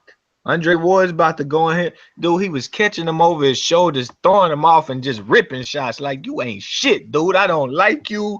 I'm never gonna like you. You talked all that shit, and I'm whooping your ass. And it's just gonna carry over. Like I was saying, that straight right hand to the heart of Kovalev. Max Kellerman was pointing it out, and people weren't seeing. He's like, yo, Ward's throwing these precise-ass body shots right here on this man, just tagging him in, and you can see Roy Jones then said, look at his punches slowing up. That's the adjustment from right there. You go right back to it from round one. You remember, you go right to it. You dominate him. The reason I say it solidifies it for me, because if he beats him again, look at the resume that he's built up to this point. You can't deny it. It's dope. No, it's very strong. It's a good resume. If he doesn't fight Stevenson, even if he does fight Stevenson and lose, it doesn't take away what he's accomplished up to then. No, it won't. It won't. But that's a fight he got to do for me. I talked a lot of shit about the Stevenson fight. If he lose that one, it'd be hard to say, with everybody who hates Stevenson and call him old and bum beater. It'd be hard to explain why a 40-year-old that's supposedly scared of everybody and a ducker knocked you out. So that's sort of kind of why I think Andre Ward is like, yo, like, y'all keep calling him scared and just do this and let me just do Kovalev, regardless of what the facts say about Kovalev leaving Persby. But I personally think you go get that last belt, win, lose, or draw. And I get what I want as a fan. I see two great fighters fighting, and I love the outcome either way. Yeah, I agree, man. I agree, 100%. Yeah. You know what? Like the worst threat to Kovalev from Ward, like not the worst. Like people think, it's the skill. No, it's actually Ward's physical strength, man. Fucking guy's strong. He's strong, man. Bro. Yeah. I seen that when he fought Kessler back where, man. He was bullied that man like an ox, man. He got that football strength, Beats. Remember? Yeah. He was a pretty highly recruited high school football player. He was? He got that football strength. Okay. You see, you know what? That's what done the damage to Crawford. Crawford didn't think he was that strong. Look how many headlocks he was in, and he still had that strength in the 12th round. That's supposed to zap you. That's your equilibrium. Somebody land on your neck, and he still was stronger. This man, the 12th, and to the strength you add versatility. This guy could be bouncing away from you, circling you. Next thing you know, he's in your shit. See, I'm just watching like, I want to be. I'm watching it again. Like when Ward moves his head to the right. Like Sergey finds it hard to land, but Sergey caught him with a good jab. He caught him with a nice jab. Rocked him. But you know, the early rounds are going to be key. Like it's going to be. It doesn't matter who Sergey. Early rounds, you have to keep on your P's and Q's. I thought after I first rewatched it, after my first watching of the fight, I was saying to myself, all Kovalev got to do is let his hands go when he come in. And the trick, then after that, I'm starting to think, well, you know, he's not sure what to target, what to target. He's not giving him much to work with. That's why the hands ain't going. Because there's a few times Ward was open, Kovalev threw the right shot, some to the body, but it didn't happen enough. And then I just started to see. I said, no, this ain't Kovalev being in there. This is Andre Ward being too good for dude. And that's why I'm going in the rematch. Just domination, like scorecard domination to the point that Kovalev just like, fuck it, I can't win. Y'all gonna have my back regard, because you know it's gonna be somebody out there that's gonna have his fucking back. This America, we hate Americans. That's just what it is. You know what's beautiful about this, man? This fight is going down as one of the greatest. We hate a certain type of American. Scorsese. Let's be honest about that. I didn't think I even had to say it, but you, yeah, no doubt. What type of American? Let's specify it now. No doubt about that one. It's going down in history, this fight, man. The rematch. The first one was a great fight. 3 belts on the line. An Olympic champion and fighting a genuine bona fide power puncher. Right, you know, who had a couple of belts and going in like, this is serious. We had 3 belts going in. Another point to Kovalev being a bully. I was watching on Twitter. I seen Adonis make a post, and someone retweeted Kovalev commenting on that post.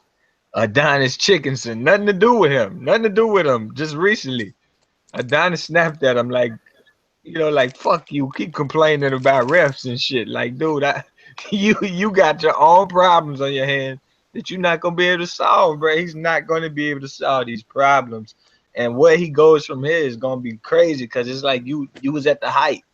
What are you now? It's only 2 belts. You already left a purse bid twice to fight for 1. You already lost the other 3 and then couldn't regain them. Where do you go? Like, you see the first fight, no matter what anyone says, right? Punching power is a little different to all the other assets you can have. Like, Ward was a little worried about the power in the early round. Anyone would. And that's why he made a few of them mistakes. Yeah. Right? Second time round, I think he's going to be ready. He's going to be ready for this dude. He'll be ready. But you know, he needs to wear him out, though. He needs to wear him down. Even though, like, I understand that we have to respect it. Like, he still needs to wear him down, and the body. Oh yeah. But like Scorsese said, Ward's not going to be training rights early like that. You know what I mean? That jab gonna be winning the day from round 1. I don't even think he threw a jab in round 1. He gonna just get in the distance to be ready to aim that. He know better now. You know what? Even if he gets knocked down, he showed that he can. It doesn't matter if he gets knocked down. He showed he can get up and still beat him anyway. Like, how does Kovalev beat him when Ward already took his best weapon away, which is his power? Yeah. I mean, yeah. He's punching his jaw. He got up and put outputting him and blood. That's what I'm trying to say. Like, if you see the fight, I understand about like if you swap Kovalev, like, okay, but look at the Kovalev's body language and his nose was bleeding and shit. That's fighting the fucking what a little psychopath in his own right, man. Look, Kovalev just scored a knockdown. He got a bit of the Ward got a bit of that Christian craziness, man. I don't know what to call it. It is, you know, like it's Christian craziness. He's gonna be in your kitchen sink, then he's gonna be away from the kitchen sink, and this shit is crazy. Like Kovalev just ain't gonna have enough to. It's gonna be too many questions on the test to get done in the time frame allotted for the test. That's how I feel about it. You know what? It's too much. You know, it was Virgil Hunter who devised the plan for Danny Jacobs against Triple G. It was you know, Virgil was involved in that, man. Yeah. He was. He's training out in Oakland at his gym. Yeah, so I don't care what Floyd say on that. Virgil can coach. I don't care what Floyd. But Floyd was talking nonsense. Yeah, Floyd was wrong. He was wrong for that. Comments, no doubt. I don't agree with the Danny Jacobs strategy. I thought Jacobs could have got on the inside a little more and let his hands go some. Yeah. But Jacobs should have knocked Triple J out. Yeah. Jacobs should have knocked Triple J out. That's why I said Jacobs do that now. And that's why Jacobs said he don't want me again. He don't want me to. Tommy Hearns would have knocked Triple G the fuck. Like I said, when you was asking me about this after the fight, EJ, this is what happens when you have a guy in Triple G who is a really, really good fighter, but has been fighting inferior competition for a long time, and he fights someone who's his physical and technical equal. Yeah. Yes. He struggled his first step-up fight. I was impressed with Triple G little defense in the pocket, and I wasn't impressed with Jacobs' punches. The way he was slapping some shots and his combinations looked like he was falling forward, and Triple G was making him reach because he was step back. Now Triple G wasn't making him pay for missing, but at times it was like Triple G had a little roll to him. I'm like, yo, look at this dude, man. He's like a little old ass and then got some nice defense. Yeah, I tell you what, going into that fight, I was clowning Jacob. Me and Chris, we were clowning Jacob something rotten, bro. I thought he was getting knocked out too, bro. Everything said he was getting knocked out. It wasn't our fault. He the one went down versus Sergio Mora, not us. Yeah. You know? Kovalev is a big light heavyweight. He's got a massive back, boy. His back is. That's why they're trying to do it. That's why. Yeah, Mike was right. That's why they're trying to get him early because they know how much he has to blow up to come back down to the weight. Right. Yeah. And like I said, he's on special diet now to even make the weight. Yeah, so he's trying to fight the weight right now. See, Ward's a gladiator, boy. He get knocked down, he's taking it to Kovalev. He's a gladiator, boy. Proper gladiator. You watching the fight right now? Yeah. I'm trying to watch it right now as well. I'm trying to watch it right now. I had to watch. I need to watch that shit again. About 9 times during the first week because it was just. Oh yeah, level. Me too. It was high level. Yeah. I watched it. That's some shit you can pop in and learn about boxing. Not just enjoy it. You could pop that in and learn about what you need to do in that bitch. Ward just landed a left hook and a jab. Left hook and a jab, you know, weird combination, man. He made it work, boy. What round? What round? Because I've got the stadium inside the stadium. I think I'm in the third. Okay, it's the stadium view. Yeah. The stadium view is beautiful, man. Yeah. The stadium view is beautiful. Mm-hmm. They should hold the camera from the stadium view, man. If you can see the punches way cleaner. Yeah, man. Were you watching it on Daily Motion or YouTube? No, YouTube. Hey, full fight from inside the ring. Put that link. Hey, is a copy? Is that a good copy? Straight. The copy is straight, bro. It's beautiful. Yeah, put it in my Facebook inbox, man. All right. What you gonna do some commentary on that? Nah. Because we're talking about it, it's made me want to watch the fight now as well. I was just thinking. I'm gonna definitely watch that fight soon, man. Hey, Beats, put it in the Google Hangout as well, so everyone can just watch it as well while we're talking. Okay. Yeah, so everyone, because like that joint is, you know what I mean? Yeah, it's straight, man. Like, they just got me curious to watch it again, man. Just got me curious to watch it again. Yeah. What do they do more pay-per-views this time, or what they gonna do? Like, As an aside, Beats. I'm gonna throw up my next rankings on your page. I'm gonna try to do it within the next couple of weeks, no Oh, later that'd than be the next beautiful, month. man. That's a great look, bro. That's a great look. Especially with Roman losing, the Yeah. changes indeed. Okay, so he's gonna look a little different, yeah. With Roman losing. I may have to push it back until Rigo fights in Okay. June. I may push it back to after that, but it's coming. It's coming. yeah, All right. Hey, time gonna catch up with Rigo. Roman. Roman needs to get the hell out of the top 5, man. Roman needs to come right out of there. He's in the top 10. Like let's be real, bro. Like you're supposed to be Andre Ward, Crawford, Lomachenko. This is strictly lower weight rankings, EJ, from 105 to 122. 105 to 122. Yeah.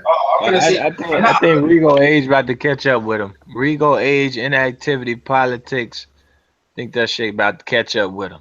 What happened to Rico is injustice in modern day boxing. And what's happened to Rico is disgusting. Yeah. Totally disgusting. Absolutely disgusting. Yeah, When Rigo fights, for me, it's like an event, man. I don't be anticipating no fighter as much as I do Rigo, because we don't see him often. We know what kind of talent he is. So when he has a fight, I don't give a fuck if it's Jazza Dickens. To me, it's like a super fight, man. Yeah, I'm ready for that fight. It's fucked up, man. Like, if Cotto, whatever happened last time, was it Kirkland pulled out the fight or injury? And next thing you know, Rigo can't fight. It's like, yo, like it's something every time. I know. And I just feel like at some point, you know, that you that small, you that old, you that much out the ring. He ain't going, man. Like Rigo, yeah. Look, man, Rigo don't even get hit, man. Like he don't get hit. Like the dude walks. That's the point. That's the point. You got to be sharp not to get hit. You got to be sharp. Yeah, but have you seen his trainer? It's like he still has. Have you seen the new trainer? He's got this new bag with these sticks sticking out like a Bruce Lee. Probably got the same trainer as Jorge Linares. There's the same trainer as Linares and Bartholomew. The man can still stand flat-footed and jump into the ring. Flat-footed and jump and spring into the ring. Who's that, Rigo? Rigo's a sick boxer. When he don't even have to use the steps to get into the ring. He's only like 5'4", but he can stand there. I don't care. I'm way bigger than him. I jump into the ring. But still, though, man, his punches got to be coming at you. Look, we know he ain't got the greatest chin. Nobody can argue that. He's like Zaragoza from back in the day. Dude still smokes a pack a day. It still does what he does. Hey, Beats, this is a handheld camera. Someone handheld this camera, right? Yeah. Smoking a pack a day. Rigo smokes cigarettes. He smokes Pack a cigarettes. day. Rigo smokes cigarettes? Yeah, I've been told he smokes. Oh, shit. Yeah, I'm telling you, this is every bit of. I don't like it, man. I just don't like it. I think this guy finna come in here and he gonna be sluggish. At some point, this shit gotta get to you. Some point. Nah. I don't see it, man. Rigo stays in shape, though. That's one thing. I think he stays in the gym, too. Miami, man. He stays ready. He's always ready. Now, if he get in there and break a face, another face, make me eat my words. I'm gonna love it because I'm just gonna look at people like, yo, this little motherfucker, he defy all y'all odds. Everything y'all set in his way, you can't do nothing. You park a truck in the way, next thing you know, you see his face and you like, damn it. Yo, come on, this dude is on it, man. He going there and break this dude's face. And dude is about 5. What's the height of this dude he about to fight? Dude's tall, man. Flores. Yeah. It's gonna be how that image perception, like, yo, he breaking giants' faces out here. I can't wait to see it, man. Yep. Hey, this wood is tricky, isn't it? This angle's mad, you know. Hey, this is a good angle, you know. This wood is fucking. You got people complaining that he won't fight the 100 ranked guy, but he's calling out 3 of the top 5 guys trying to get the big fight. Like, you complaining that he won't fight the 100 guy, and then you mad at so and so for fighting the 100 ring guy. Like, man, make your damn mind up, man. This dude trying to get fights is crazy. And they won't call Carl Frampton fight of the year. Oh, Then he Paul's go got then he defense, go man. lose his next damn fight. That's Mhm. funny to me. Stop with that. Hey, I knew when they named Carl Frampton Fight of the Year, I was like, what? Over who? Yeah, it's a joke, isn't it? Yeah. Crazy. Like there's a whole heap of things bugging in boxing. That was one of them. I was like, how the what did he I was wondering, like I asked on Twitter, and I think I got the answer. I think it may have somebody said Pacquiao, who was the last fight of the year to get in the ring the next year and lose their first fight. I'm glad Frampton lost because he was talking Yeah. shit. Yeah, he was talking stupid. I'm glad he was talking smack, man. He was About stupid. Rigo. It was talking about Rigo was boring, and he was talking like he was going to knock out Santa Cruz, man. Man, he needs to done fight prep to Lee Selby already, man. Fight, I mean, Bro, I'm going to Lee Selby on that one, bro. yeah, I hope Selby wins. I'm going with Selby on that one, bro. Yeah, I'm Better going leave- to you better leave, well, I'm you going to better the leave article Santa right Cruz here alone. From Esquire, where it talks about Rigo smoking cigarettes. Oof, good jab by Ward, boy. Jordan like my hard jab. You shared it right there. Cuba's always got cigarettes, man. Gold medal teeth, yeah, when he boiled his medal down and put his grill in his mouth. Shit, man. Like I said, he's like a modern day Zaragoza. Does all this stuff and he still smokes basically a pack a day. Daniel Zaragoza. Ricardo Mayorga. But you know what, yeah? Hey, look, let's talk about Crawford, man. That guy is fucking amazing, bro. Crawford, his resume is tight, bro. You know what I mean? I'm Patty Garcia. That's why I rank him so highly, B. That's why I rank him so highly, because of the fighter he is, his talent, his skill set, and the level of composition who he fights. This guy he's fighting, there are a lot of fighters who would avoid him. Like the But yet plague. Crawford was like, okay, no problem, let's do it. Voluntary. Even as people would false claim that he was ducking him, Crawford was like, I don't duck anyone. Put him in the ring. I'll fight him and I'll beat him. I thought he was ducking him. This dude fighting him as a voluntary. Crawford is a fucking gold standard. Crawford don't beat around the bush. Nah, bruh. No. Said I'll beat him. Bring anybody in front of me. I'll fight him and beat him. Fellas, I know homeboy is short. Diaz is short, but he been up there at 147 punking. You know, he was punking the kid. What's Sammy? He was fucking with him. You know, he was punking him. I'm like, yo, how he gonna get down to 140? But he gonna get there and they gonna fight. And it's like, yo, don't nobody do that. Nobody go offering the person that's the biggest. Everybody's saying fight that guy, fight. Then nobody say fight that guy, and somebody point at Errol Spence and say, come on, I don't got you, but I got you. I tell you what, man, this fight's weird. No one's scoring no clean punches. Like Ward's getting a couple in here and there, but he just nullified Myman's attack. In the middle rounds, especially. I'm not watching it, but I know what you're talking about. In the middle rounds, especially. Hey, bro, listen.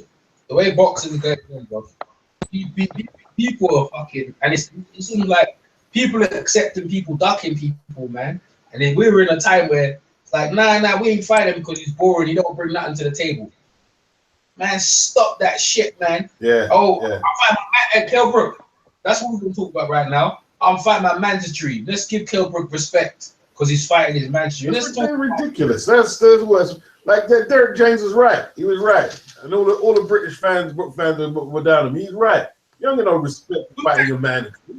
No, I don't think you do neither. I don't think you do neither. You take a volunteer. If he would have said Spence, he did Spence the way he did those other two mandatories he fought, and he just said, "Come on with it, bring it on right now." Yeah. I'll be like, "Shit, this Kell Brook is the real deal." I hear you, Beats, because you're essentially repeating the Chris Rock joke. Don't give credit for folks doing what they're supposed to do. Yeah, that's right. At the same time, the other side He is did everything in the world. He tried to blow on Amir Khan's chin and knock it over before the fight. He tried to hoe himself out the Kodo. He tried to hoe himself out the 160. the other. I'm saying Let's not fool ourselves. Let's not fool ourselves. If the Amir Khan fight materialized, sorry to stop you, Mike, he wouldn't be fighting Errol Spence. He would have gave the belt up. No, never. So I hear you, but the other side of that for me is beats the other welterweight champions who Spence has been calling out. They don't want none of them. None. Yes, I agree. Thurman didn't want it, and the Thurman fans can ball all they want, right? They had the chance to knock off Errol Spence when he was a little green, and they didn't take it. So that's why I hear you, but I still want to give Brooks some credit here because the other fighters want none of them. None. Thurman's gonna microwave all of them. I mean, Spence is gonna microwave all of them. Thurman, all of them. They're gonna get microwave. All of them. They're gonna get microwave. Thurman run to the dressing room for body shots. I can't get out of my head when Brooks said a year and a half, 2 years ago, two one time, two flute boy, that he'd murk him. And yet when you hear him when you hear Thurman and he's being talked to and Spence's name is mentioned up, it's like he don't even want to acknowledge him. Yeah. I wouldn't either. He know how those body shots feel. This man had Danny Garcia had this dude jumping rope around the ring because he couldn't adjust the body shots. He didn't know how to take them away. And I keep saying that Angel Garcia keeps talking about every other fighter and their mama, but the name he doesn't mention, Errol Spence. Any 147-pounder who thinks they can beat Errol Spence is fooling themselves. Why would he, Mike? Why would he? Why would he want that? Why would he want that title? Hey, why would he? They know they ain't welterweights. I'll be like, son, stay away from that kid. Don't walk that way to school. Take the long way. Yeah, exactly. I don't want to have to come down there and fuck with him either. I'm gonna go down there. He gonna beat both of us up. What Errol Spence is beat, modern day Aaron Pryor.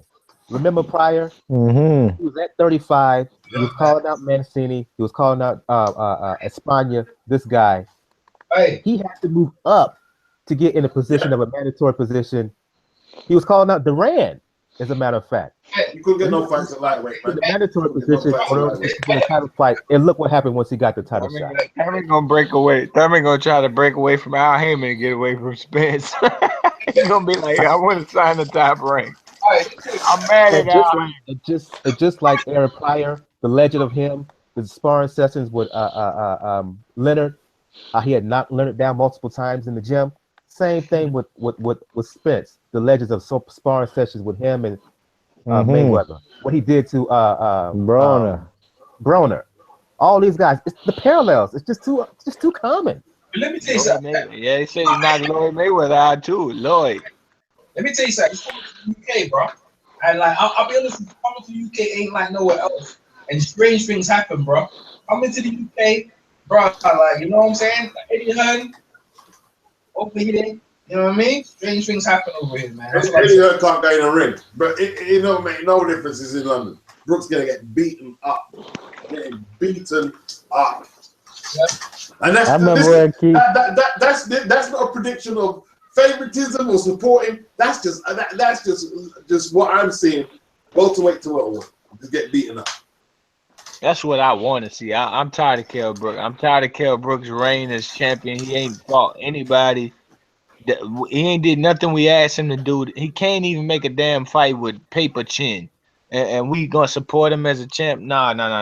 I'm coming from favoritism. I hope Earl Spence damn near break his other eye socket. I hope it get dirty. Wait, Scorsese, you're welterweight with the best chance of beating Errol Spence. Well, with that being said, I have to go with Errol Spence in this fight. I have to.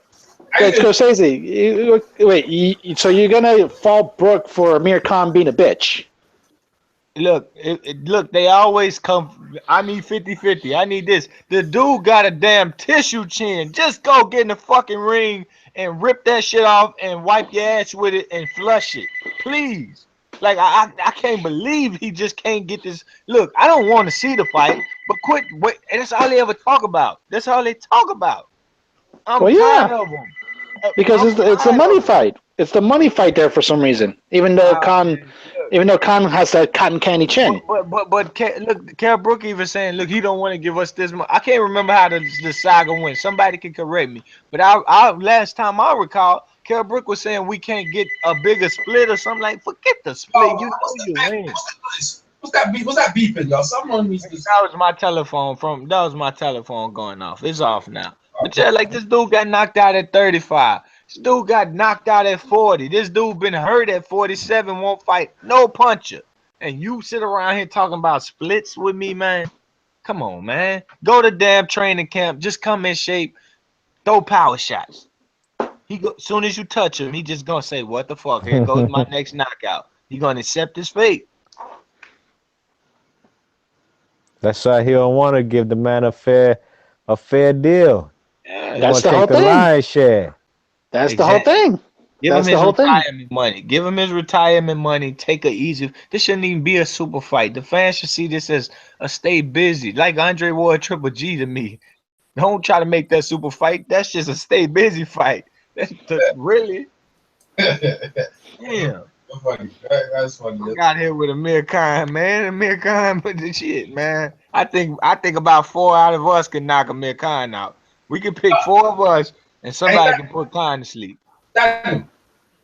Yeah.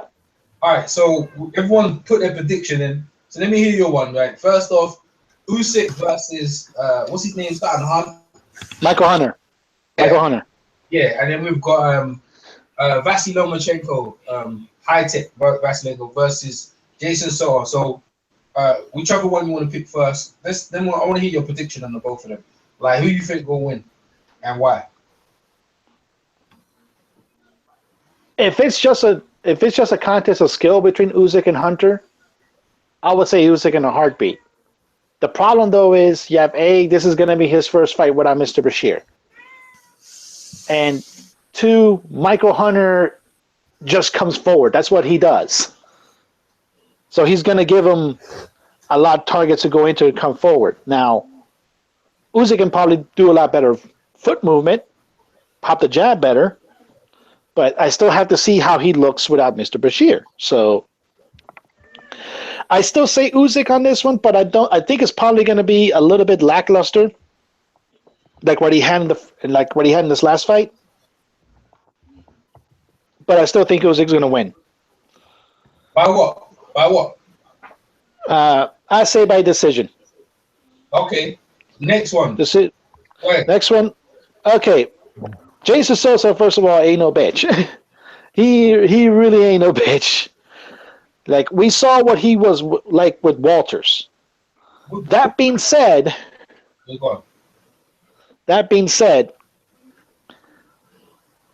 Lomachenko is just a flat-out better fighter.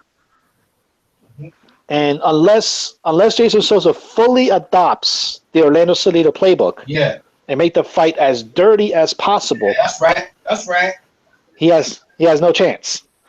And Lomachenko, to me, he'll probably, like I said, do little foot movements, do nice combinations. He'll probably win a decision again. And I just want to hear him say, I'll rematch Salido now. Mm-hmm. Because how are you going to be called Mr. High Tech, want to be called #1 pound for pound with only like 15 fights, like I'm counting the World Series of Boxing fights, and your dumbass doesn't even want to rematch the one guy that whooped you. Oh, Salido. Yeah. They said he offered Salido $600,000. Now that's just from a fan of his. I'm getting. I don't care if it is 600. That's a hell of a lot less than we should give Salido, considering the wars he's been in. I mean, I agree. He's more Lomachenko got this contract we just supposed to accept, and everybody that fight him supposed to accept, but he ain't selling no tickets. Salido outsold him, out pay-per-view. I mean, out TV and all that. So it's like viewership. Yeah, he should be getting that big money. Yeah, that's how I want it. Yeah, they should be giving Salido more money. HBO has to sit there and continue to bring him on their network over and over and hype how much of a warrior he is, and then not to pay him sufficiently. That's some bull. Mm-hmm. It is. Yeah. You you don't beat the guy and then you try to lowball him on the money and try and come up on the team. That's not right. That's That's ass not backwards. right, man. Well, Yeah. Salido was holding out. They say he was holding out anyways for this big Mexican parade. You know, this damn circus fight they got. The people are getting hype about. So Salido wanted to be on the undercard of that, even if they would have offered him good money, he was like, nah, that money compared to the exposure, you know, that's possibly it in my opinion. But 600,000 seemed good because he normally getting like 50,000. So 600,000 seemed like it would do the trick. But like I said, he won the fight, so he should be able to dictate whatever the fuck he want to get. Yeah, that's what I'm saying. When you win the fight, you should be able to dictate it. You don't give me an offer. If I beat you, I'm coming with the offer. Like, can give both Gotti and Ward $1 million with their second fight 15 plus or Yeah. 15 years ago, they should do right by Salido if they want to continue to have him on their network. Yeah. Bottom line. Hey, but you know what? I don't like Salido's chances in the fight, though. I'm just gonna put it out there. Well, that's what we want to see, though.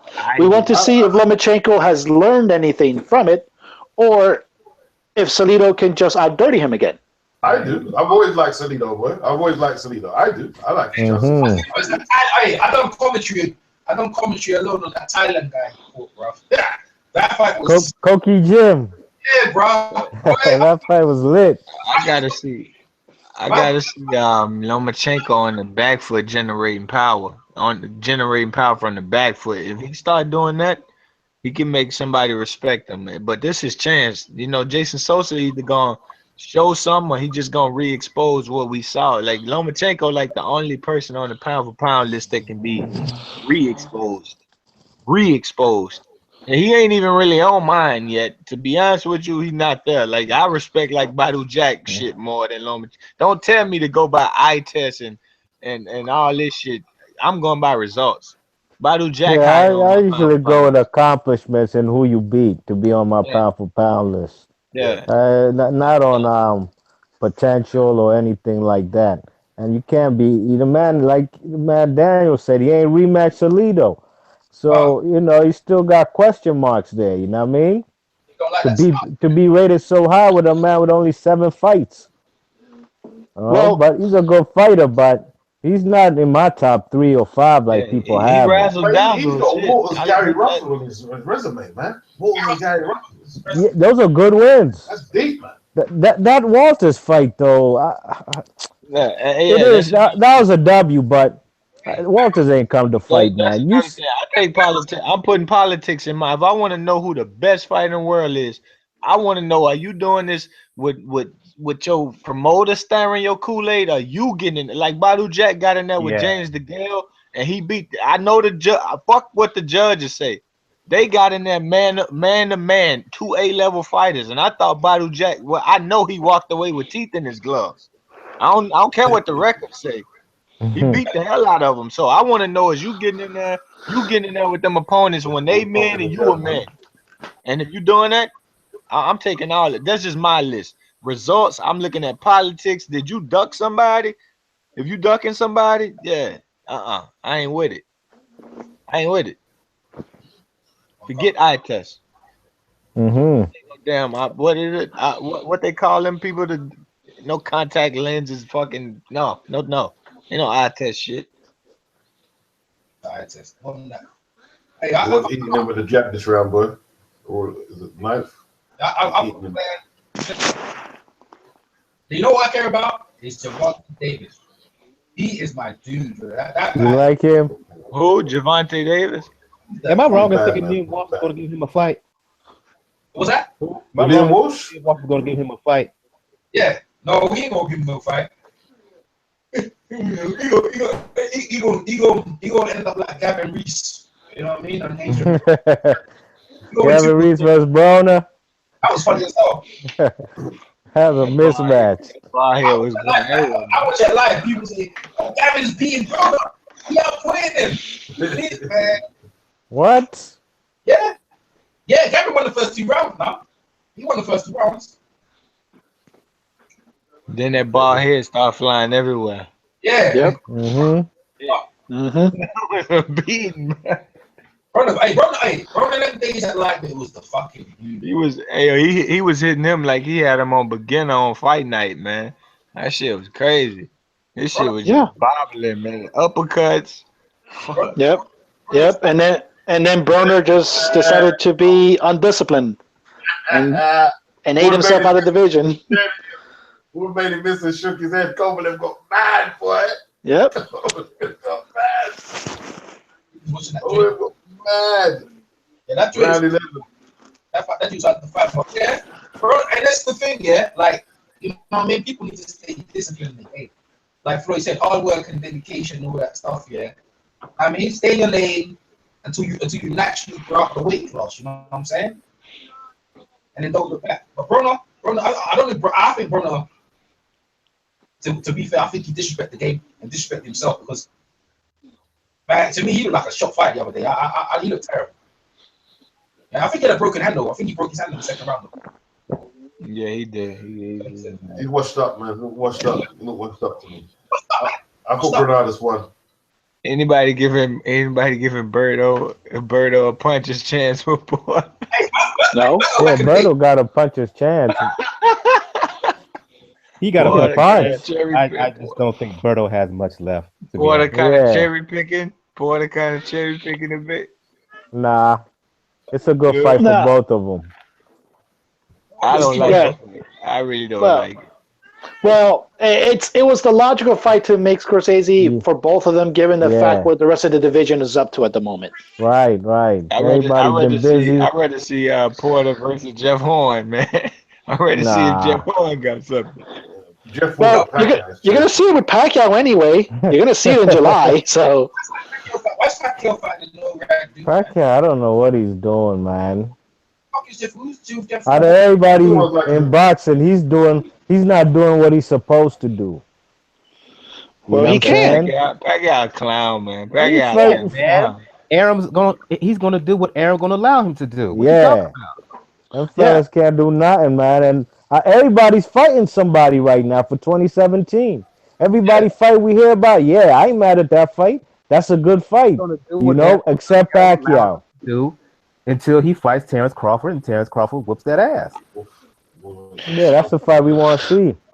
And the thing is, Pacquiao can be competitive with Crawford. That ain't no joke. No Pacquiao question. That would be a competitive fight. He just doing some dumbass shit. Like, I ain't hating no Jeff Horn because I think the man got some potential, but it's fucked up that they just gonna. I look at like 17 fights. Fucked up. They just gonna put him in there with Pacquiao in the first go round. He should have a Birdo. He should have a something like that. He beat a Birdo. He beat He'll Birdo. probably lose to all them fighters. Look, Jeff Horn to get in there. Jeff Horn would get in there. He'd stop Robert Guerrero. He would stop Robert Guerrero. If he got the PBC welterweight treatment like that Danny Garcia welcome to welterweight package, he's stopping. He's stopping Guerrero. Who all Danny Garcia fought? If you cut Kovalev or injure him or bloody him up, he'll quit. Yeah. I just said, I told Kovalev will quit. Yeah, I told you. You think so, Beats? Yes. You think He so? looked discouraged in that second half of the Kovalev is fight. a bully. Kovalev is a great fighter. He's a bully. If you fucking stand up to Kovalev, man, you don't like it. That's what I keep telling you. He's great. As great as he is, he's a bully. He threw a big right hand and Ward slipped it. And Ward shook his head. And he got mad like a bully and got angry and started swinging like a kid. And then Ward just wrestled him over. And then he snapped his head back with a jab. He didn't like it. He's fucking... He's like Clubber Lang, isn't it? Yeah. He's the white Clubber Lang. He's the white Clubber Lang. Stop believing he's on wrestling. Kovalev fuck around won't come out in the ninth. He fuck around won't come out in the ninth round. He take enough shots. Yeah. I agree. Ninth round, he might just sit on this shit like, who can tell me to come out here if I don't want to? Fuck y'all. Fuck my corner. Fuck the ref. Fuck this fight. That's what when EJ says stoppage.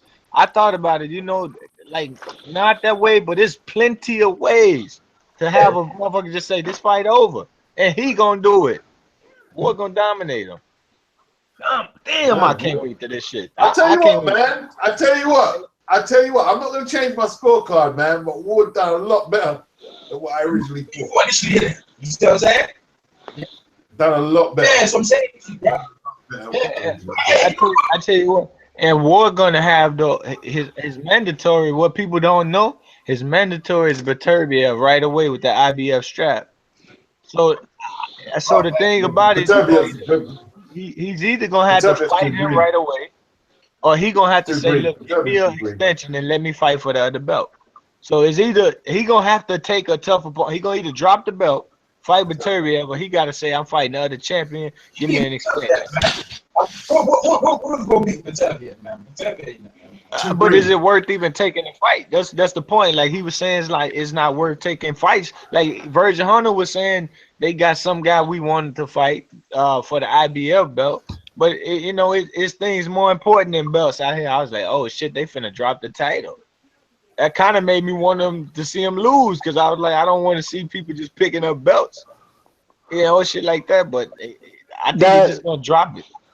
No, that's that Jay-Z Al Heyman beef coming to life. That's what that is. Yeah, that's right.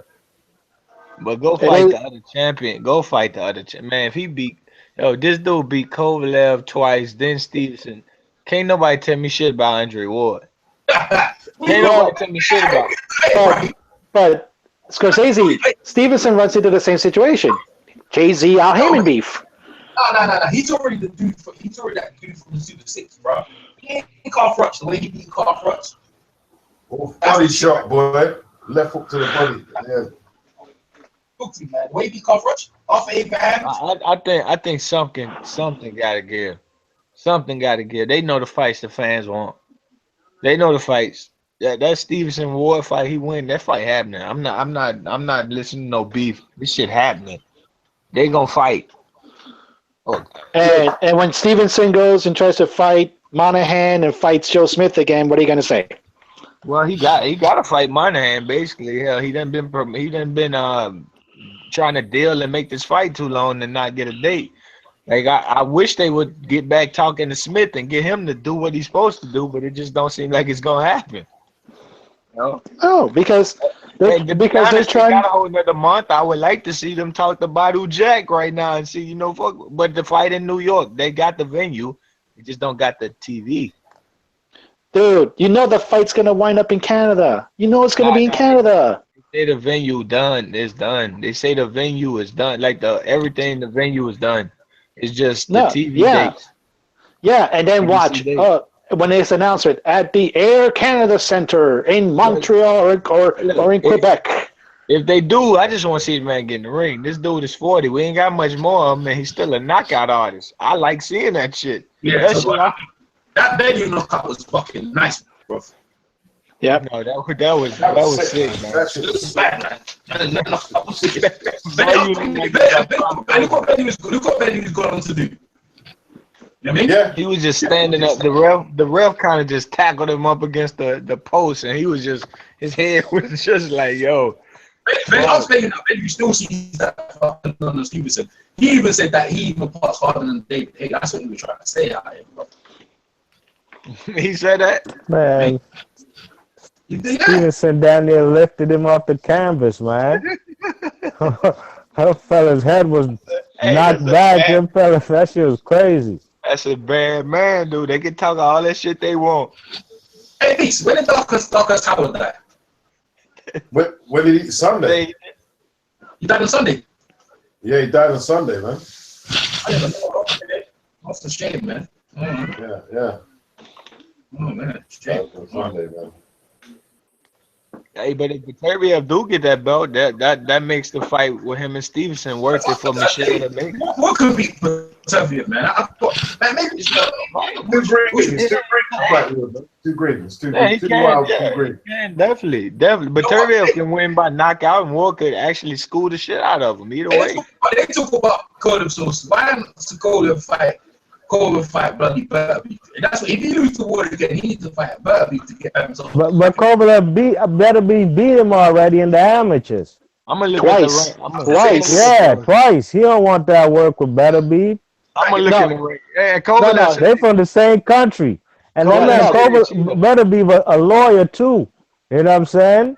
That fella's a smart dude. Well, the thing is, they both want the fight. what it would have happened already if Bietaev didn't get hurt. Because it would have happened. It would have happened when Kovalev had the IBF belt still. Check this out. Ward is the IBF champ, but Beterbiev is ranked 2, Kovalev ranked 3. Nobody in that IBF wanted to fight Beterbiev. They went down the line, everybody. So if Ward dropped that belt, we could get Beterbiev versus Kovalev for the vacant IBF, even if Kovalev just lose. Yeah, that'd be So that great. could be, that could be fucking crazy, and But some Kovalev guy mess stepped around up and- actually. I don't know the guy's name. I don't even know who he is. Some guy stepped up to fight Beterbiev. Enrico Coley, some shit like that. I don't know who that is. Well, all I know is that they kind of fucked over Sullivan Barrera. You know damn well you were not going to fight in Miami. You were going to try to make a fight in Canada, knowing full well Sullivan Barrera can't travel to Canada. But I thought it was supposed to be in Miami. Yeah, and then they came out like, oh, we don't have a date or a venue when they send a contract. Even though Yvonne Michel won the purse bid. I'm sending you the contract. I have no venue and I have no date. So then Duva said, oh, no, you won this, put it where you want it. Oh, we're gonna put it in Miami, no date. Look at this dude, bro. This Tank Davis. Have you seen his resume? Knockouts, man. Yeah. Yeah. Pure knockouts. I think 17-0, 16 KOs. I've seen about 3 of them in real life. 22. And he's over 500 fights. South. I gotta see more. No He's doubt. young though. He's young. I like the way they moved him and fought Pedraza. I thought Pedraza was a good fighter. So I'm just gonna let his career go. Chris was telling us about what the Pedraza for the longest, trying to say that dude was the dude right there, man. You know what I mean? And then, bro, me and Chris, we was shocked like everyone else. I was like, whoa. He just turned it around on him, man. He putting hands on him. Floyd is smart though, Like everyone think, he's scared to fight Lomachenko. It's no. By the time he fights Lomachenko, Tank's just going to be a big name. Davis? Yeah, by the time he fights Lomachenko. Davis or Bracken? They're going to be able to lowball him. How old is Davis? Davis like 21? Yeah. Davis going now. Well, he has to do it now because the way Lomachenko acts, he's probably going to be a lightweight by next year. So man, Davis going to be lightweight pretty soon. Yeah. Yeah, Davis a big boy, yeah. He can fight at 135. I don't see that height, man. He ain't finna run all them weight classes like that. It's not that. No, my problem is he's only 22 years old, so you can anticipate he hasn't even developed his man body yet. That alone, he's a stocky kid. Eventually move up in weight. That weight He's short, man. Like, he's short, man. He ain't going nowhere. He ain't going no, nah, man. He's short, but he's wide. He got a wide, thick frame. He got a wide, thick frame that can move up to 135. Beyond that, I'm not sure, but 135, no doubt. At only 22 years old, he'll move up eventually. No question about it. He'll do it, yeah. But the issue is going to be Lomachenko's probably going to move up one class ahead of him by the time he gets good enough to fight. If he goes to 135, Lomachenko might already be at 140. Lomachenko better not move beyond 135. Better stay there and he better get there. He ain't got no power. Lomachenko ain't got power. I don't even think Mikey Garcia or Lomachenko, either one of them. 140 is deeper than what people act like it is. I'm just calling it right now. This Diaz dude, he a monster than anybody he fight. You got Bartholomew, a 2-division champ, 5 or fucking 11. Crawford ain't playing. He act like he could stay at 140 forever. And if he want to and beat the names I just said, let's do it. Who would win that? Guys are looking at Manny Pacquiao and just think it's just so easy to move up when it's not. Who would win that? Prince Nassim and Lomachenko.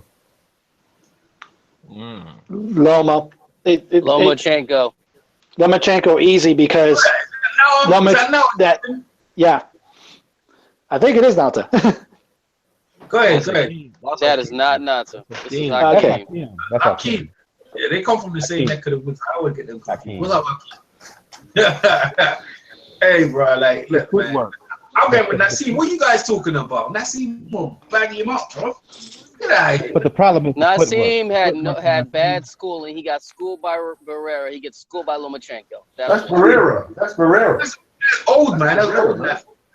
But it's still the fact that Naseem can get beat by a technically sound boxer, and like it or lump it, that's what Lomachenko is. You guys are crazy, Man, you can't compare, Mike. You could say Roy Jones. Roy Jones B-Hop. You should also make the argument that Naseem could be throwing punches from everywhere versus this guy who like it technical. Yeah, he's harder. Naseem was not as talented as Roy Jones. So Naseem, and he didn't have the good foundation that Jones had either. No, this dude was good work. It's a tough fight, though. It's tough to call. Yeah. We ain't seen all of Lomachenko. Like we just like telling the Barrera is a big featherweight, man. Big featherweight. Yeah.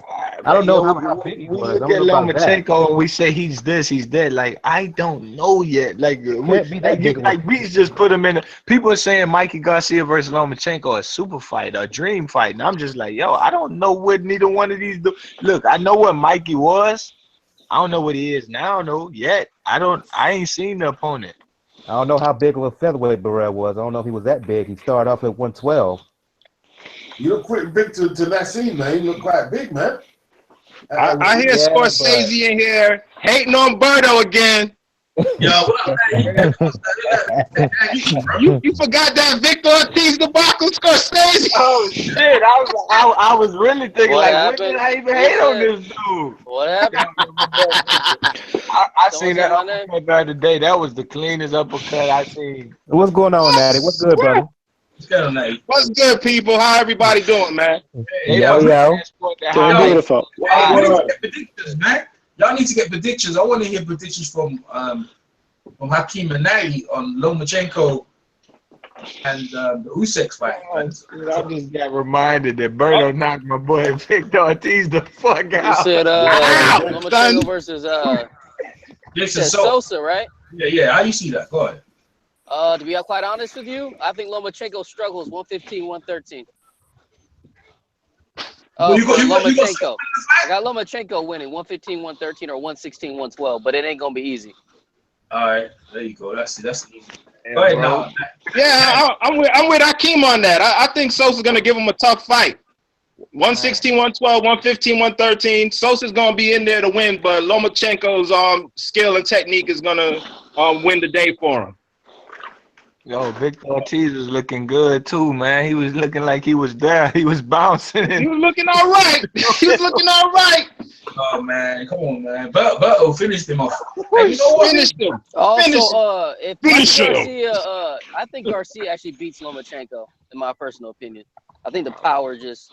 Yeah, I think so At too. 35, that's a done deal, man. Yeah, I like Lomachenko, but Yeah. he gotta show me. Unless he shows in the ring, I have to pick Mikey Garcia at this point. Well, let's let Lomachenko fight Salido in a rematch first, please. Yeah, please. No, let I have to Lomachenko pick what? Let Lomachenko fight Corrales. That's the fight I need. I need both of those, to be honest.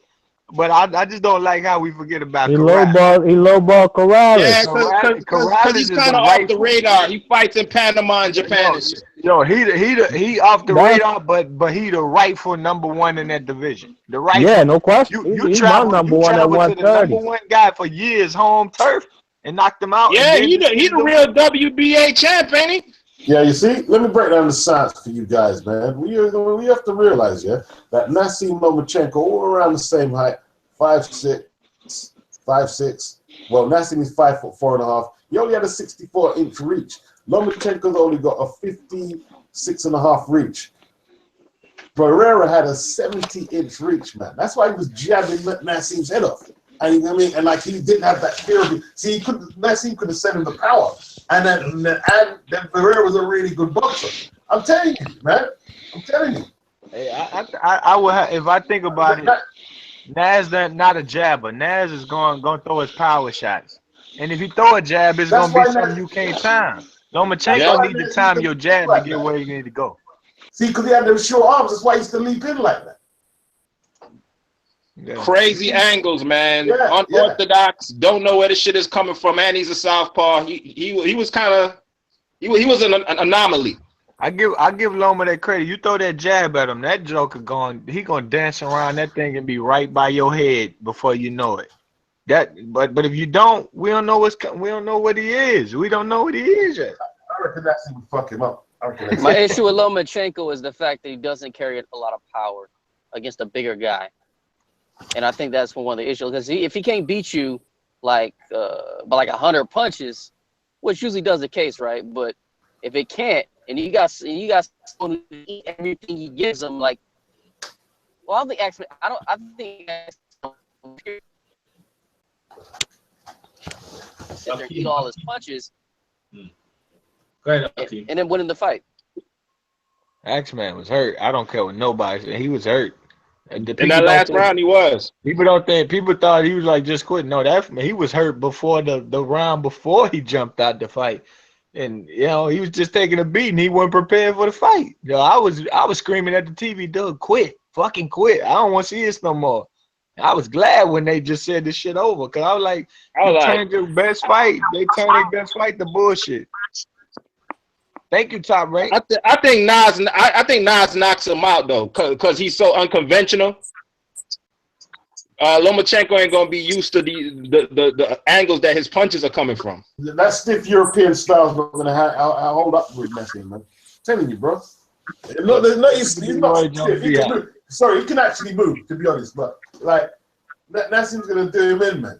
Do him in and looping shots. Let me ask you though, if Nassim does not land a shot, does he win? If he can't land the shot to put Lomachenko down in this fight that is quite honestly very hard to even really imagine anyway, but if he doesn't land a big shot, how does he beat Lomachenko? Like, I think Lomachenko wins if that doesn't. I mean, if Nassim hits him, he always lands, man. He always lands. Yeah, he always lands. And a guy like Lomachenko, who is so used to conventional boxers, he's used to avoiding punches from conventional angles and conventional stances. He is not going to be used to this shit. Yeah, it's something you can adjust to, but if you take 4 or 5, but it's going to be too late. Yeah, southpaws, man. You got 2 southpaws, and it's 2 southpaws too. He can adjust, but by the time he adjusts, he already got hit. Mm-hmm. Yeah, how much that punch gonna take out of him? I see about 5 rounds of an adjustment. How much you got to take out of you after 5 rounds of punishment? And they keep coming too. This dude might be telling you what, and then next thing you know, a left hook hitting you. So you on your feet. People already calling for the Gervonta Davis versus Lomachenko. They're already doing it already. Because I tell you what, Lomachenko. I'm not even impressed. They're calling for it because Loma has the best chance of winning right now. Davis, I don't find that Davis a year or 2. No, man. No, not right now. Davis will beat him right now. Right now, Davis beats. Maybe. I'm not convinced of that though. I'm not convinced of that.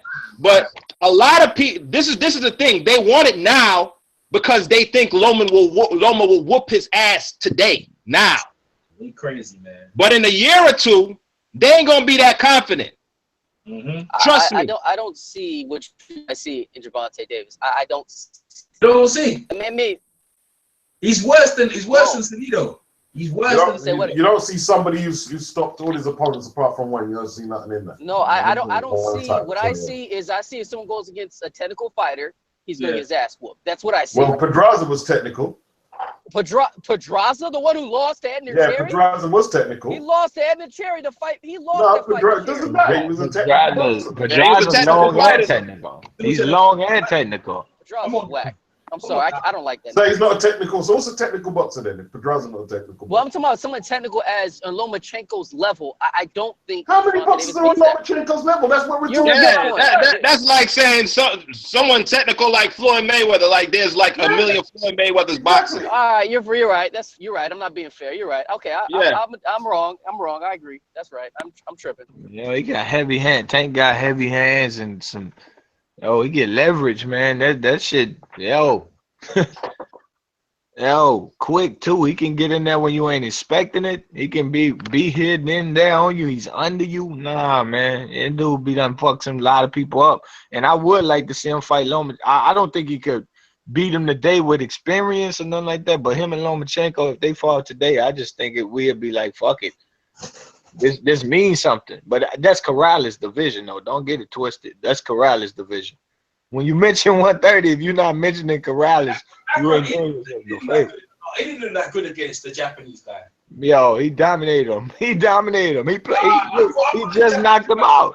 He just knocked him out. You could totally be uninspired to go back to Japan to fight a guy you just knocked out. Jezro was on the floor too much in the rematch, man. The guy was pushing him to the floor. His body let him do it right. Man. But you know what? He scored to Scorsese's point. He still is number one. Because he beat the number one.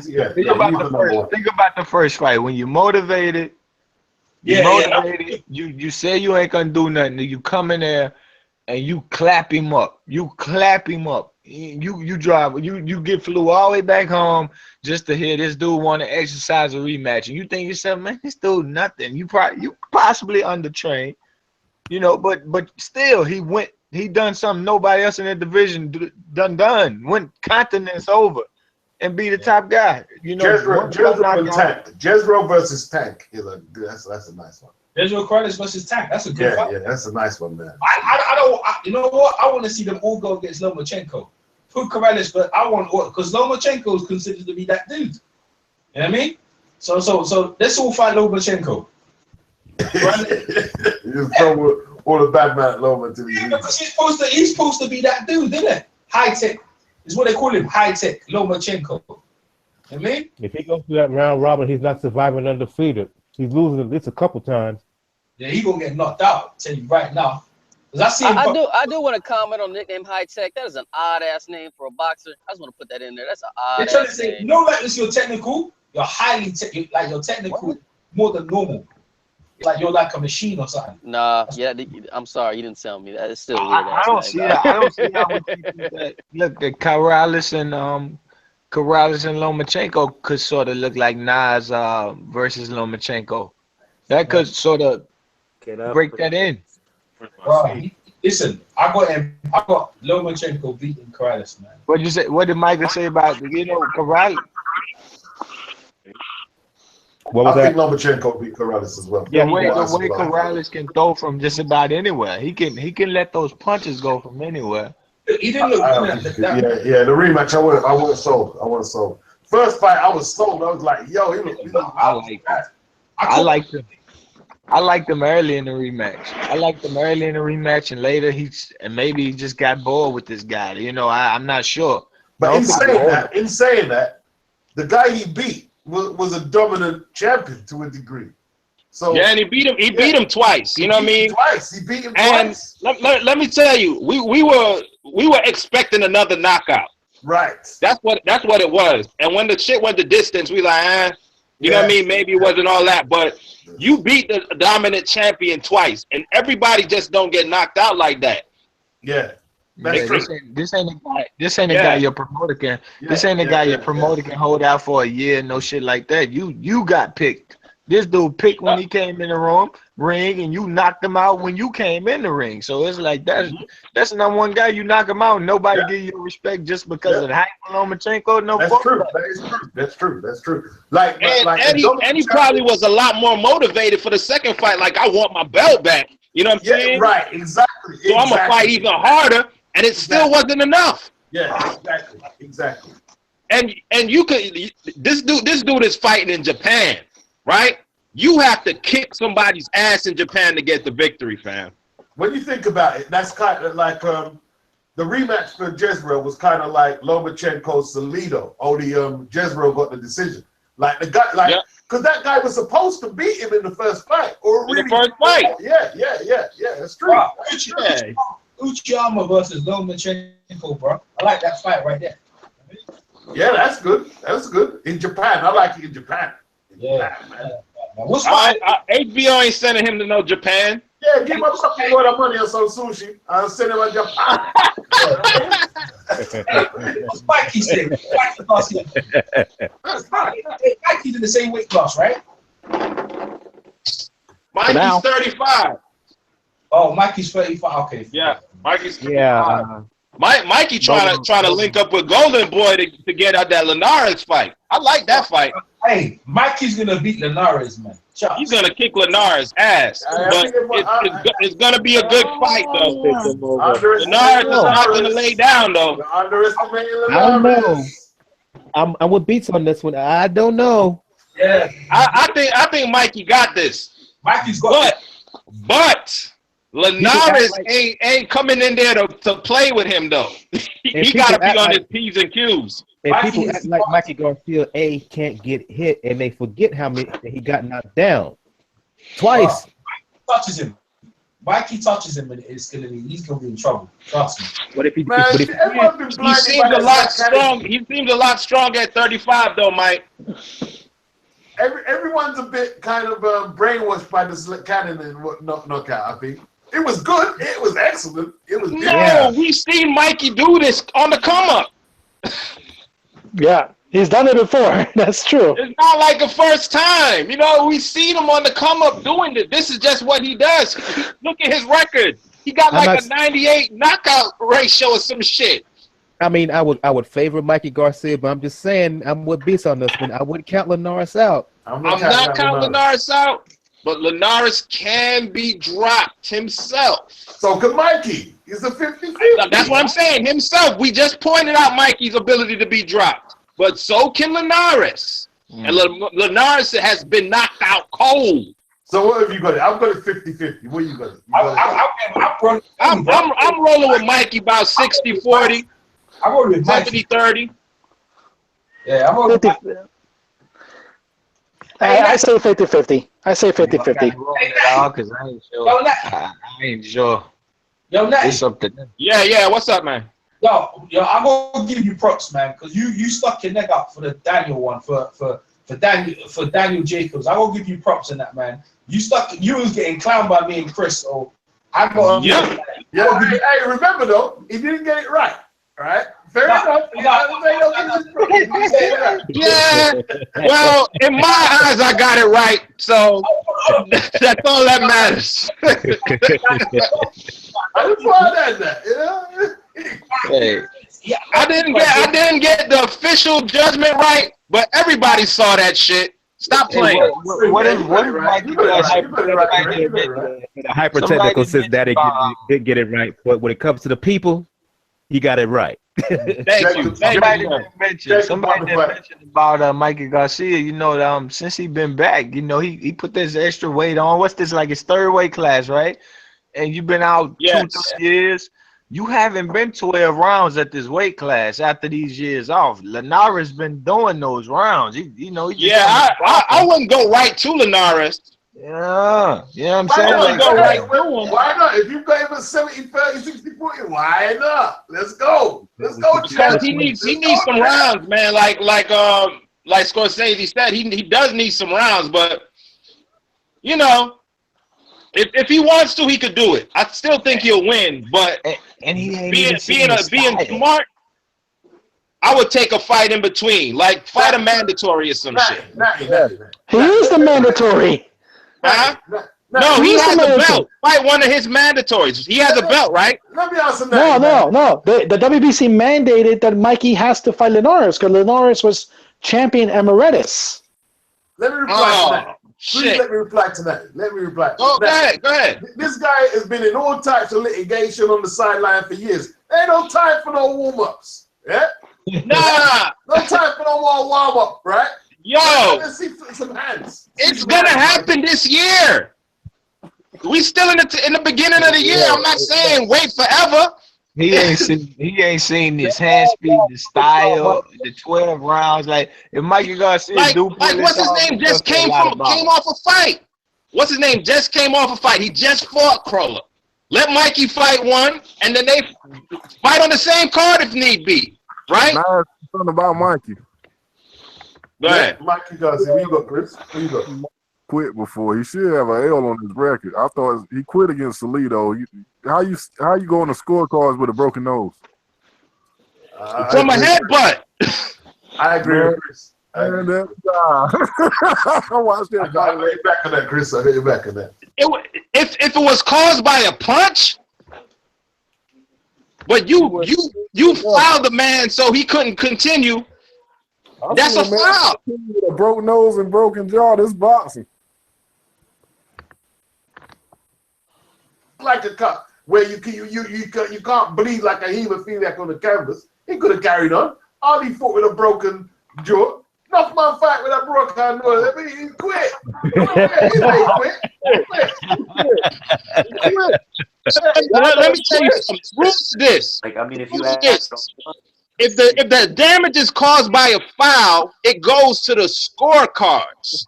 If it's caused by a punch, it's a technical knockout. Mikey Garcia was dominating this guy, had him knocked down like 3 times. How they know but the damage, hold on. This is the rules. You want to change the rules of boxing, we could do that. But the rules are, if the damage is caused by a headbutt or an accidental or intentional foul, it goes to the scorecards. Yeah, and that's exactly what happened. All right, let me reply to that, yeah? Now, when you get cut, we can visually see you bleeding out. So if it's by an intentional headbutt, fair enough. Get him out of it, right? But there's no way to x-ray to see if his nose is broken. He just quit. How can we x-ray to see if his nose is broken? There's no x-ray, but his nose was bleeding profusely and he couldn't breathe. What more do you need? Man, I want some Dempsey versus Willard shit.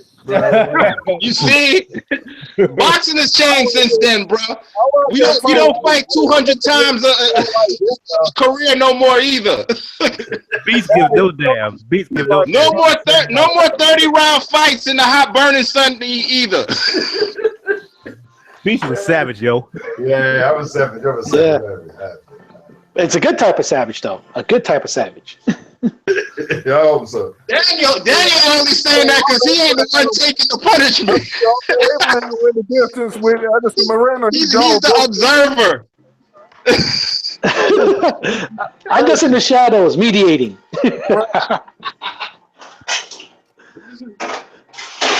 Man, the onlookers could say whatever we want, man. We could just no, don't stop the fight. Wait. Let him get knocked out the ring and his head hit the concrete before you stop the fight. So I do got a question for you fellas. We're talking about all these fighters in and around Lomachenko's weight, 30, 35. Where does Trouble Easter fit into the mix? Ooh, too tall. Can't beat any one of them based on that. You know, you gotta prove you can beat that shit, man. Hold on though. He can be forced to give up his height though. Yeah. He did it with Comey. So. Yep. So that's his vulnerability. He has advantages, but he can be forced to give them up. Look, I tell you what, he got Shafikov coming up. That's what people forget. He got Shafikov coming up. Yeah. I've got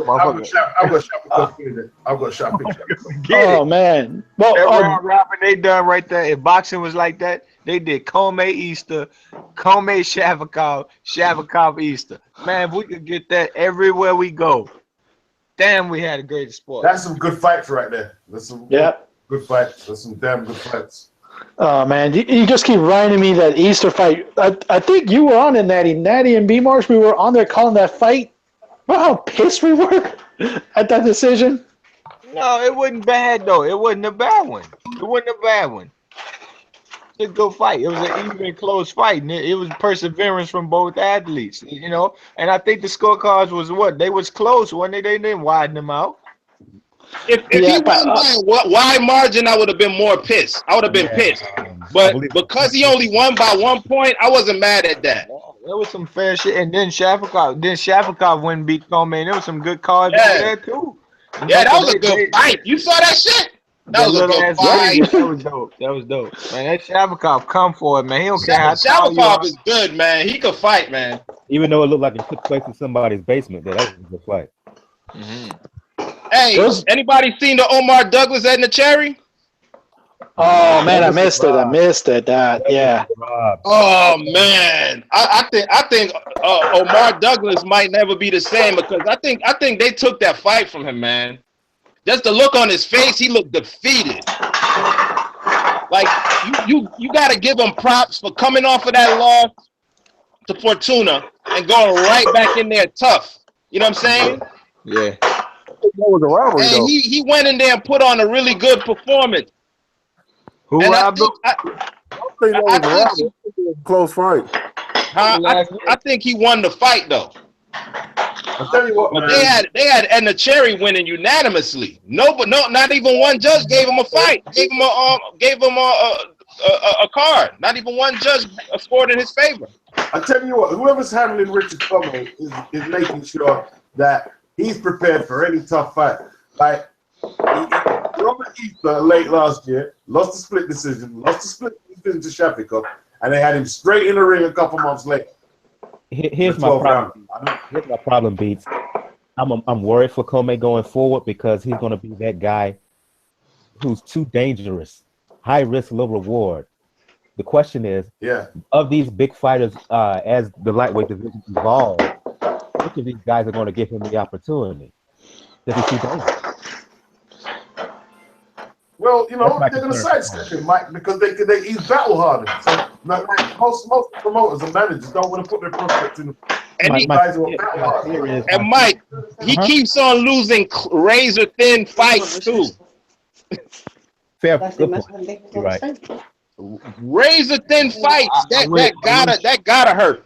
I wish Bartholomew would still stay at 135, man. That division would just be crazy. It's already crazy. Yeah, it's already nuts already. I just think I don't know where to go. I don't know where to go with Easter and Shafikov. I don't know where to go with that.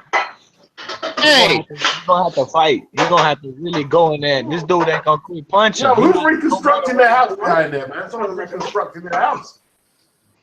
It's all reconstructing their house. What's going on there? That sound like Daniel back there. Hey, Scorsese. Daniel. Scorsese. Yeah, what's up?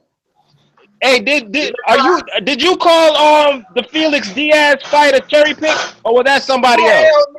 Hell no. That's my favorite fight. That's what my favorite fight. I was getting ready to say. I thought I saw somebody. I just didn't click on it. Somebody called that fight a cherry pick. No, I said Terrence Crawford made a huge mistake not fighting him last year because I think. All right, say if he knocks him out this year. Yeah. And we could say, well, he would have done it last year. Terrence would have unified 140, KO'd a basically undefeated fighter, and I said he would have been in a elite class where like he would have been a fighter of the year for me 2 times in less than 3 years. And I said there was only a certain amount of people that did that. Like Ali did it, Frazier did it. Who else is in there? Hagler was in it, Leonard was in it, Holyfield, Pacquiao, Mayweather, and damn, back in the day, somebody from back in the day. It's on my tongue, but I can't get it. Sugar Ray Robinson, probably. No, not Robinson. He didn't even do it. And his award, the Sugar Ray Robinson Award, and he didn't even do it. It's one. Damn, I can't get it off my man. As soon as somebody said. Who did what? Say that Carmen Basilio. He would have been in that crazy class with all those names. And he didn't fight him last year. He should have fought him last year. That's why I thought he was ducking him.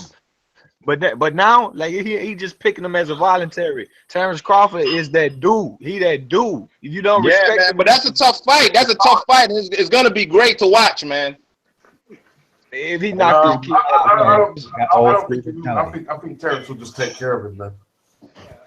I mean, Terrence is the favorite, but it's gonna be a good fight to watch, man. It's a tough fight on paper, but Terrence, it's tough. It's tough, man. And I think he can make it tough in the ring too. Any worries about him having struggle getting down to 140, Natty? Nah. I think he should be better at one because he looks out of shape at 47. He just can contend with those guys, and he got a reason as his nutritionist and his personal trainer and shit. So I think he shouldn't have a problem with that. or Ariza ain't worth the money. You need to get a refund.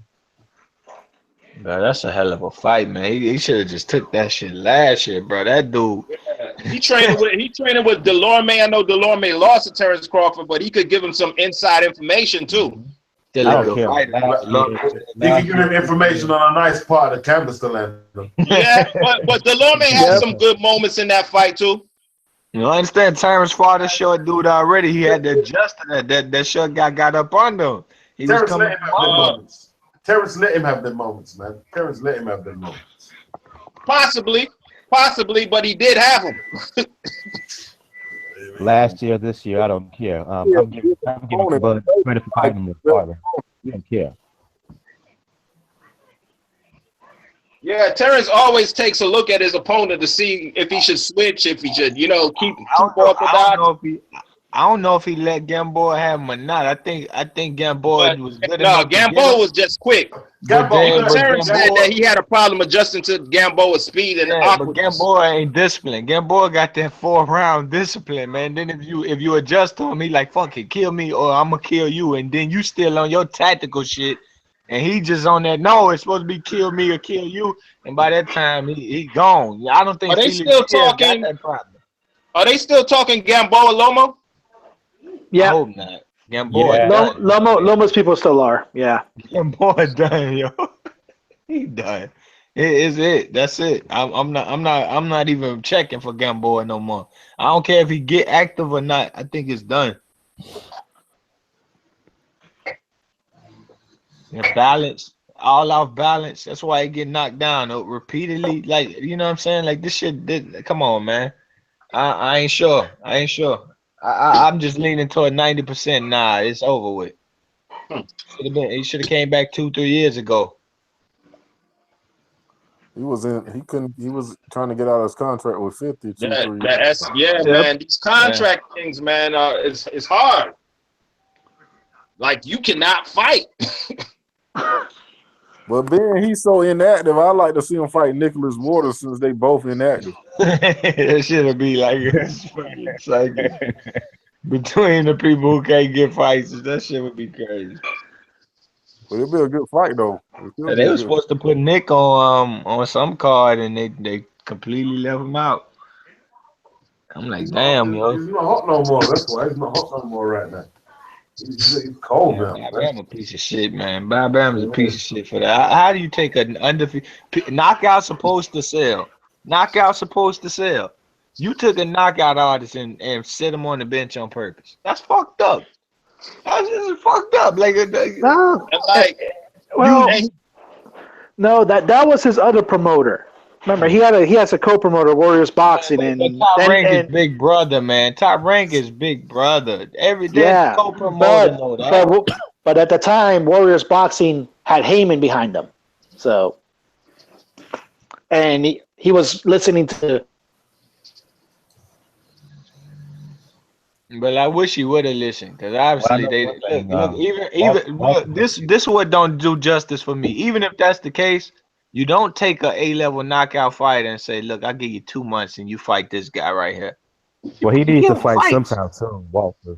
You give him fights, and now it's just like you sacrifice an undefeated knockout puncher for what? You fucked up one of your best fights in your stable. I can't support that as a boxing fan. I can't do it. I just don't get it. Like you get the man back in the ring. I don't care if you make him fight one of us, me or somebody knock over. Get the dude fights. If Golden Boy can get Gamboa fights, you could have got Walters fights. Not no 2-month camp. Yeah. Get the EJ said it. EJ said it that day. EJ said it that day. Man, the only reason they made that fight because Walter's fat in Jamaica. I said, nah, man. I didn't want to believe it. I was like, nah. He good. Nope. Yeah, but I didn't want to believe this shit either, man. Fat camp. That's what that man was going through. Fat camp. Like, and it's still going on because we ain't even hearing nothing from Walters. It's still going on right now. They ain't making no fights for him. They ain't announcing nothing. He ain't even fighting a bum. Yeah, he need to do something. Fighting on a undercard in Panama somewhere. He need to do something because his rep is real low right now. He need to restore that ASAP. Yeah, man. Boxing fans turn on you quick, man. They turn on you quick. You see you knock everybody you get in there with out, and then next thing you know that you I get don't fucked mind the over. loss. After I got over, I still support Walters though, man. I hated that he quit, but I'm still riding with Walters. But he needs to come back. He needs to change promoters or something so he could get That's active. the thing. That's the thing. It's not the fact that he lost; it's the way that he lost, and he quit. Yeah. That's the thing. Oh, I was pissed for months over that shit, fam. I'm just barely getting over the shit right now. Boxing fans can accept the loss. Why you want to look? I made a video like saying, nah. I made a video that said Bob Arum died for my entertainment, not the fighter. The fighter wasn't the fighter no more. He knew he was done. What? I knew what was happening. As a fan, I don't have to see no more of that. I was glad, like, get it over with. I don't want to see you no more. This ain't entertainment. This is a great fight that was supposed to be turned into a shit show.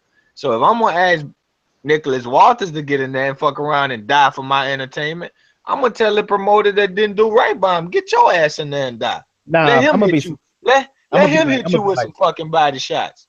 Get your old ass in there. I'm gonna be a savage like Beats here. He should have continued on. It's more savage to see old ass Bob Arum take punishment than a in shape 20-year-old, right? I think it is. Shit, it's like Aaron waited him out too. It's like, oh, you demanded more money. I'm a bench you. I'm gonna make you sit, and you gonna take what I give you. You know what I'm saying? Because Nicholas Walters, he ain't rich yet. You know what I'm saying? He ain't have money saved up that he could just chill and rest on his laurels just yet. You know what I mean? So Bob Arum knew that he had the deeper pockets and he could outlast a fighter on the come up like that. And that's exactly what happened. He got him to a point where, look, I got to take what he's giving me now. And I tell you what, he did nothing but mess his, for me, Bob Arum did nothing but mess his credibility up and took real credit from Lomachenko. Because if he could have did that to an active Walters or Walters that was doing his thing and Lomachenko get in there with no excuses on either side. And I hear people when they say, if you take the fight, no excuses, I'd be like, man, these motherfuckers got to eat. What are you talking about? You offer me $300,000 to take an L, and I ain't prepared, and I ain't got nothing in my pocket. I'm taking $300,000 to take that L. And these dudes got, you know what I'm saying? They got to eat. Yeah, man. He was put in the corner. He's like, look, I got to take this money, or I'm gonna not pay my rent. I'm not gonna pay my bills. That's an old school boxing promoter. Starve you out until you have to go in there. Like, yeah. Well, the man's got bills. Who's paying his bills? Yeah, he got bills. You know what I mean? He got a house in Panama. He got wife. He got kids. They gotta eat. They gotta go to school. I mean, what? that Nonito Donaire money ran out a long time ago. That Nonito Donaire money wasn't that much to begin with. We're gonna be honest about it. Yeah, I'm taking that $300. Yeah, I'd be like, get this L. I might put somebody in the betting line and everything. I'm gonna do what I gotta do. You ain't paying me. I might just I might look at the odds myself and do what Thomas Top Dog Williams' dad was doing. Throw my own fight. Who knows, bro? You come on, man. The promoter, he lost credibility. He took credit from Loma. It's simple as that, man. Got Loma out here getting all his props and praise, but when you really break it down, like, dude, your promoter got you a W that you could have got yourself and got mad love for. But I ain't buying it. I'll wait. EJ sleep over there again. What time is it over there? Is it what time they going on over there? It's 2:00 in the morning. It's light work for EJ right now.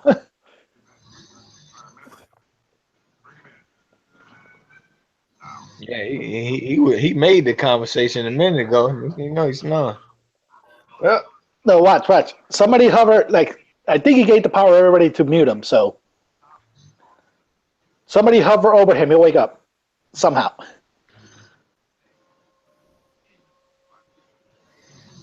Fix me a bowl of strawberries and see if y'all got any conversations going on, man. Hell, I didn't know we was like, what is it? That's more than 5 hours ahead. That's 7 hours ahead. They're 7 hours ahead. I was thinking like 4. I never really checked on that. Yep. Damn. Yeah. We'll work on this. Okay. Man, why is Stevenson not fighting Alvarez? Why is he fighting the number 10 guy right now? I can explain that. They were supposed to fight in December. Alvarez in November said his people told him don't even go towards Stevenson. And then secondly, Stevenson wanted to fight 3 times in 2017 because he only got that one fight in 2016, right? So he was going for Joe Smith Jr. in New York this month coming up. 4/29 was his comeback date. And Alvarez, for whatever reason, I got information that Alvarez out for Butte and Pascal to fight, right? Pascal turned it down, Butte took it. And the WBC after that said, okay, we're gonna do whatever, WBC do what the hell they want to do. And they just made it for like the mandatory spot is what I was hearing. Yeah, he was already the mandatory. Next thing you know, he had already earned the shot, but they did it again, like wager your position. I thought that he was waging his position because Butte can make money. So you fuck around and be like, I'm gonna get money here, and then I'm gonna get money for the Stevenson fight. Butte can't beat me. That's at least probably what he was thinking. I thought Butte had a shot. He fucked him up. 4/29, you fighting what? Alvarez fought in March, right? If you trying to get a date in April with the champ, you ain't gonna have that fight. And then Joe Smith messed the fight up with Adonis Stevenson, talking about he want a rematch clause. Joe Smith want a rematch clause if he lose, right? I don't know how you do that. The rematch clause. No. Joe Smith said if you knock me out, you beat me, give me a rematch. I don't know how that happened. That's the articles. That's it. You translate the article from French to English, it say that right there. And that makes absolutely no sense. He's the challenger, and he's a voluntary at that. Yeah, that's probably mistranslation in Canada, or they're trying to spin. No. Let me tell you. Actually, look in French. It actually looks like rematch. Like how some words look the same in English, French, or Spanish. They actually kind of look like the same word. Yeah, that's what was happening. Then I translated it from the page, and it had perfect translation. Rematch clause. They said he want ticketing. They wanted to get the gate, the venue, and things like that. Yep. As the challenger, you're a construction worker, right, Joe Smith? Yeah. So it's just like he messed that fight up that people wanted to see, and Adonis now going to Shiny Monahan, hoping he can get 3 fights a year. But dude still got his spot. But it's just like, man, Adonis got a date set for New York, so you can't fight this Colombian in New York when you were trying to plan a debut with a big fight. Now you just taking somebody who can sell tickets, basically. Yeah, sell tickets in Canada. All right, the fight's gonna be in Canada, Scorsese. Watch, it's just gonna be in Canada. If they do, hopefully they change the Dan, I heard you talking about Kathy Duva and the Sullivan Barrera situation. Yeah. When did we start believing Kathy Duva? When did we start giving her credibility and just taking her word for it? I'm just asking. Well, if we're gonna go that way, why should I give any credibility to Vasyl? I'm just saying. I'm just saying. He produced them. He produced them emails when HBO was lying on the Don Stevenson and shut their asses up. At this point, he has more credibility than her. Way more.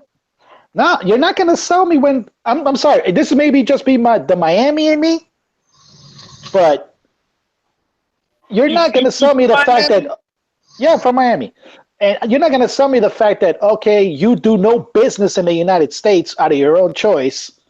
And you pick a guy that can't travel to Canada. But check this out. I don't think did he know beforehand that he couldn't travel to Canada?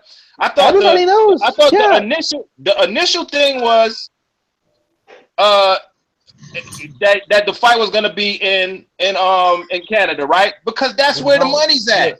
Daniel, how about don't pull out? How about you don't pull out and sue if he don't make the fight? Have we seen better fights in Canada? Yeah, they love the Canadians love their fighters, man. They do. If it's Beterbiev, if it's Boutte, if it's Stevenson, if it's Pascal, for whatever reason, the Canadians love these guys. Yeah, right? I do. They do. Even the imports that ain't even from there, but they just live there. Alvarez, all of them, right? So that would have made business sense for the fight to be there. Both fighters would have got more money. When it came to the point where he realized that, oh, he can't travel, fine, we'll go down to Miami and do it for the Cuban people. Then why didn't he do it? Sullivan should have waited because Sullivan Barrera, as the report said, pull out of the fight. Kathy Duva pull out of the fight like she always does. She always pulling out of fights. What with Czar Glasgow, with Stevenson twice. This guy, what the fuck? She got a track record. It's her MO now. Don't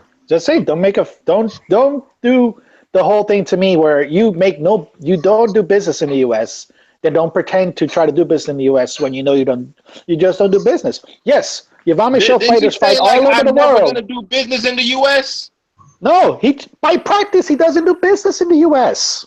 I'm just saying because the fights are from Canada, right? Dude, the fight was going to be in Canada. The fight was going to be in Canada. Like this Monahan fight is going to be in Canada. No. The Joe Smith fight venue is locked up. It's the Barclay, the Brooklyn boxing thing. That's locked up. They are going to that place. And then when the fight gets announced for an arena in Quebec. If Joe Smith wouldn't have done what he did, that fight's good. That's in New York. That's in New York. That's not Joe Smith though. That's Joe LaGuardia. Man, I get why he did it. I get why he did it. To me, if it's your team, it's you. You gotta have your team in check. And this is what I want. I don't need a rematch if the lineal champion giving me a shot. I need to get him paid, and that's it. You know what I'm saying? Like that's nonsense to me. But if Sullivan Barrera should have flat out stayed in the fight, if it never came to fruition and you never got what you said you was gonna get, you should have went to court. Go to court. Yeah, that was a good fight. I can't believe the shit is not happening. Well, the thing is, fight. I would agree the case if Kathy Duva won the purse bid. Yvan Michel won the purse bid, so it was all up to him. Yeah, and he wanted to put it there. She pulled out of a purse bid. She pulled out of the man won. She didn't pull out the purse bid itself, but after the purse bid got won, she pulled her fighter out. I thought Barrera did it himself. Like just said he was leaving the bout. Cause it was Kathy. I don't know if he did it himself, but I know he pulled out of the fight either by her saying that she's pulling him out, or he pulled himself out when he pulled out of the fight. When he started fussing at first, they said they contacted him and Kathy told him he was wrong. Even Michelle was like his promoter contacted him and told him everything was good. So I think it's flat out Sullivan was just like, yo, I'm frustrated. I don't like how this going. But you gotta stick through that. There's boxing. You gotta keep training. Then you gotta say I'm going to court. If shit don't go right, you know. I don't know, man. Like maybe the dude was like, nah, not Petrov, not this dude. I don't know. You know, you could always fight Kovalev for more money because he main events. Man, Sullivan should be confident. He just knocked out a Russian. Let's go. Yeah, I believe you're right. I mean, but it was. I think Petrov better. Petrov a little bit better. He is, but there should be some confidence there, though, man. I agree. That's a fight I wanted to see because it, you know, but I don't know. This boxing, man. You was in the ring with Andre Ward, and Andre Ward beat you, but you had your moment. You fought the best in the division. What the fuck are you scared of Beterbiev for? That don't even make sense. I think Petrov gonna get gifted the IBF belt. I think Ward gonna drop that thing, and it's gonna be Petrov Kovalev, and then he basically gonna wait it out. Barrera old, but he's still gonna wait out that fight right there. Then this dude had the nerve to leave a purse bid, and then he called Stevenson a chicken in the same sentence. I'm like, bro, what the fuck, dog? You just left a fight, but you call somebody a chicken. All right, that's great promotion. That's one thing I didn't like. Andre Ward said about Stevenson. Like he knew the particulars of that situation because he was over at HBO, right? Right. Well, So I don't understand why he would make that kind of comment. Yeah. I know he kind of was pushing Stevenson's to the side ever since he was at 68. Because remember, Stevenson was Carl Froch's mandatory. Then when Ward got the belt, he became Ward's mandatory, and somehow he got the shot at Chad Dawson. He moved up. I think that was his first fight at light heavy. Yeah, I made the tweet that every look, Ward's 4 best opponents have either been knocked out. Ward's 4 best wins, which would be Dawson, Kovalev, Froch, Abraham. Not Abraham, excuse me, Kessler. Maybe not Kessler. Kessler is a good win. But yeah, that's not at the not time, what I'm saying. That's not what I'm Kessler saying. was supposed to win the Super 6. What I'm saying is this. I'm not talking about that part. What I'm finna say is what I missaid it, but his 4 best opponents, except Kessler, maybe his 4 best, can all factually be tied to either getting knocked out by Adonis or either being ducked by Adonis at one, either ducking Adonis at one point. Kovalev left a first bid. Carl Froch told Adonis, "I'm not fighting you. I drop a belt if you don't take this step aside money." Chad Dawson got knocked out by him, and Kessler he didn't want to part in 68. Kessler didn't want none of that. Here. What'd you say that, EJ? I mean, Mike. It's like a 6 degrees of separation here. 6 degrees of separation. I remember after that Dawson fight, he was like, "Look, I'll fight. I'm Andre Ward's mandatory. I'll go back down and fight Andre Ward." It was either Ward or B-Hop in the building. Ward or B-Hop. I can't remember which one right now. Ward, B-Hop wasn't over at HBO yet. B-Hop didn't go to HBO until he fought Kovalev. Ward was doing the commentary for this bout. What's the name had passed? Emmanuel Stewart had passed. Yeah. Ward was doing the commentary, and this man told him in the ring, "I won't be now Hopkins under his Ward." And I'm just like, oh, that's what you do when you come on, bro. They go for their last belt. They doing some great shit. And I'm gonna say this again. I've said this before. Bernard Hopkins had no intention of fighting Adonis Stevenson at all. There was some shit going on. There was some shit going on behind the scenes, and we saw it manifest itself. Yeah. After the fact, if you talking Golden Boy, we didn't understand at first, but when Golden Boy just jumped ship so abruptly, and they had all of this set up for Canelo and all of this shit, you could tell this shit didn't just happen. You know what I'm saying? Yeah. It was. That's what I look at too. Like, who's scared of a 50-year-old, bro? Come on now. Who's scared of their highest payday in a 50-year-old? That got to be the most ignorant shit I ever heard. But you know, he did, like you said, man. But Bernard Hopkins, the first thing he did was ran and got a microphone. If you want to hate on Al Heyman, if I had beef with Al Heyman, you know what I do today? I go tell my side of the story. Because his side never coming out. So my side is the only thing that's going to look good until everything, like you said, manifests. And it did, man. They got to suing this dude and some more shit. I don't know, man. They got to fight. They got to fight Adonis, or I'm just going to be like, man, y'all number two. Y'all love to fight, but they number 2. You got to be like, in the eyes of the public, they done froze Adonis out. Yeah, true. You notice Golden Boys Ring Magazine took their belt from Adonis and gave it to Kovalev, while Adonis earned his belt. But they haven't gave it to nobody. They actually, no, it's vacant. It's vacant. It's vacant. I think they're gonna put it up for this bout. I think they're gonna put it up for this bout because they put, even after Kovalev lost a fight, they put him ahead of Adonis. Even after he took 2 he shitted on 2 purse bids in less than 2 months apart. The boy shitted on 2 purse bids, and you It gonna don't let him matter lose though. It don't and matter. stay ranked ahead? Come on, man. They Yeah, just that's what keep they on trying to showing. do. They just keep on showing Kovalev with all that hardware. Well, now War got him, and this fake ass WBC title that WBC gave him, this trinket that ain't the real belt. Yeah, Like he and comes I'm into like, the how ring can with you that shit lose? like he's the champ. How can you lose to a dude that came up and only has one win at one good win at your division, and you stay as the number 2 light heavyweight when the other guy ain't lost and he knocking people out? Ring full of shit. The ring can suck my balls at the and other divisions they got the shit right, but at 175 they can suck my balls. I ain't really worried. They tripping, but if they want to give a title away, lose credibility, go ahead. You know. Ward just gotta go for their last 2 titles, the lineal title and the WBC title. Yep. If you don't want those 2, then I really don't want to hit by no Triple G. I consider you ducking the 75-pound division. If you trying to fight Lil G, you call him Lil G.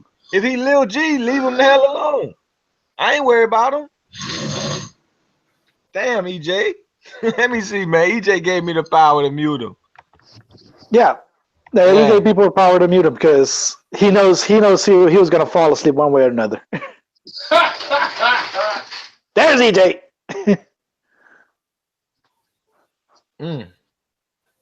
Yeah, he muted now. I muted him up.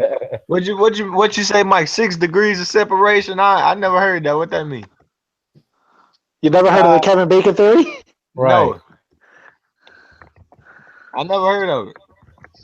All right. The Kevin Bacon theory is supposedly there's 6 degrees of separation. It's actually even a board game too.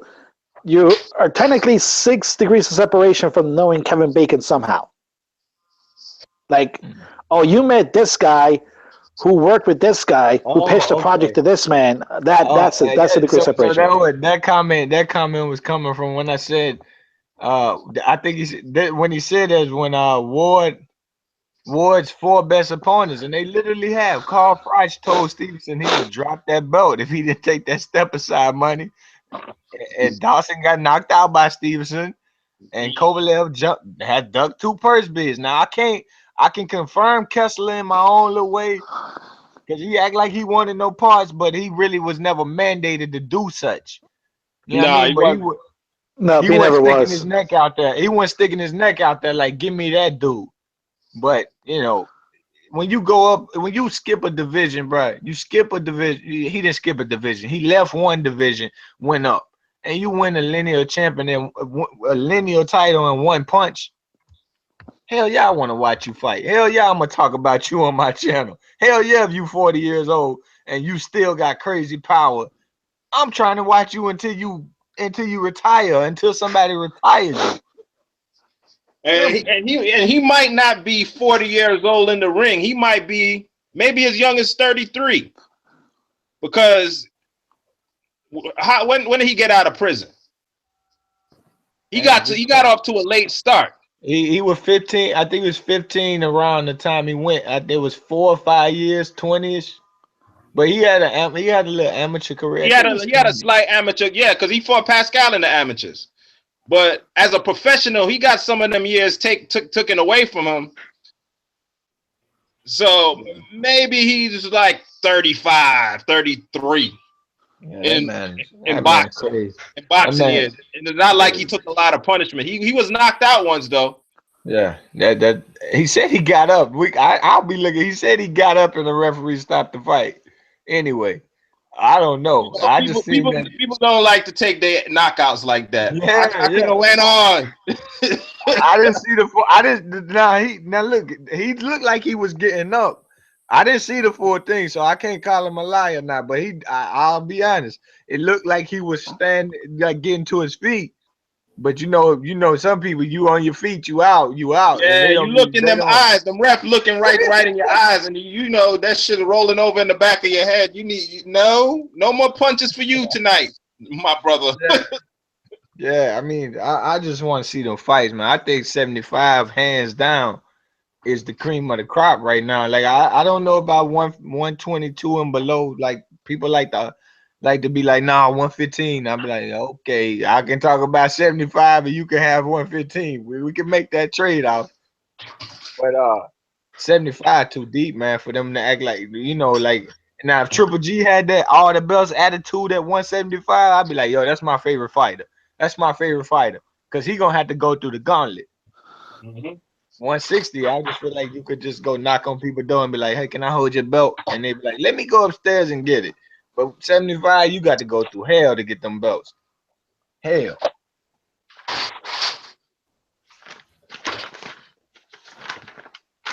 Let's see. Actually, I'm looking at Badu Jack's situation. That's a good fight with Cleverly. Is he taking that? Yeah. Is it that's made? Oh shit! Oh, what happened, Mike? Trump is launching an attack on Syria. Of course he is. Well, when your approval rating is at 35%, usually the best thing to do is to start a war because it'll get the patriotic fervor. Yeah, U.S. military attacks are underway in Syria. Which is probably going to be a really, really stupid way to do it. Trump is doing what? He's launching a military attack on Syria. Really? Breaking news. Yep.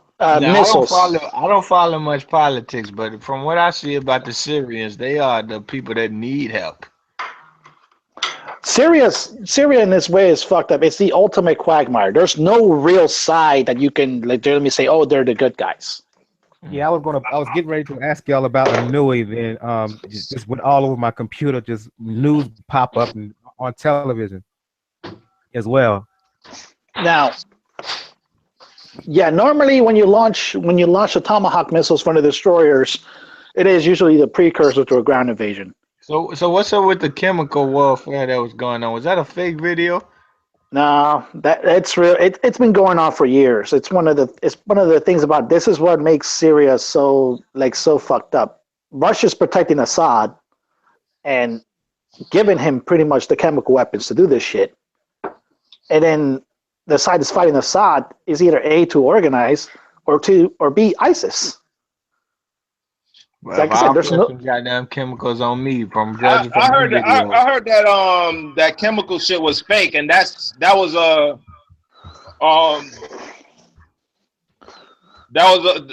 made up reason to go to war with these guys, because fucking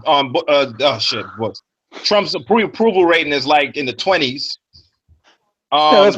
They're in Congress talking about impeaching him. His former national security guy wants to testify against him. He's looking bad out here, man. Well, so anything to distract. Well, that's the whole thing. That's what you do. Remember when they accused Clinton of doing that? Like, oh, we're launching in the Balkans because you want to get your mind off the Monica Lewinsky thing. This is worse. This is worse because. This is worse because, okay, yeah, first of all, your entire presidency is being looked at as illegitimate because there's a good chance you might have helped Russia do some fucked up shit to us. That's number one. Number two, almost every major thing that you do, you have given up on, like this whole Obamacare repeal. We're going to do this. We're going to get this deal done. Not even a vote. That was hilarious. Yeah. Not even quit. And now they're trying to go back in like, oh, no. We're going to do it. We're going to do it. We're going to do it. And then we know damn well they're not going to do it. And now, the Russian thing's popping off. The Muslim ban, all that shit failed. All that shit failed. And like I said, his approval ratings are, I think the last poll was at 35%. Pretty much the low. Oh, that's good. I thought it was like 27 or some shit. No, 35% in the president's first 100 days? That's the worst amount of American history. Let me get back to my boxing because they just broke in. What do y'all think of Anui apparently coming to the United States in September? I want to see who it is. Who's he facing? Because his contract is absurd, so who he's facing. We know his contract. You either fight somebody in the top 3 or a champion. Well, as I wrote this, and I heard it's either going to be a title defense against his belt or going to be a non-title defense, non-title fight. Either way, look for him to move up to 118 soon, given that Chocolatito loss. He's gonna want that money still. That still makes money.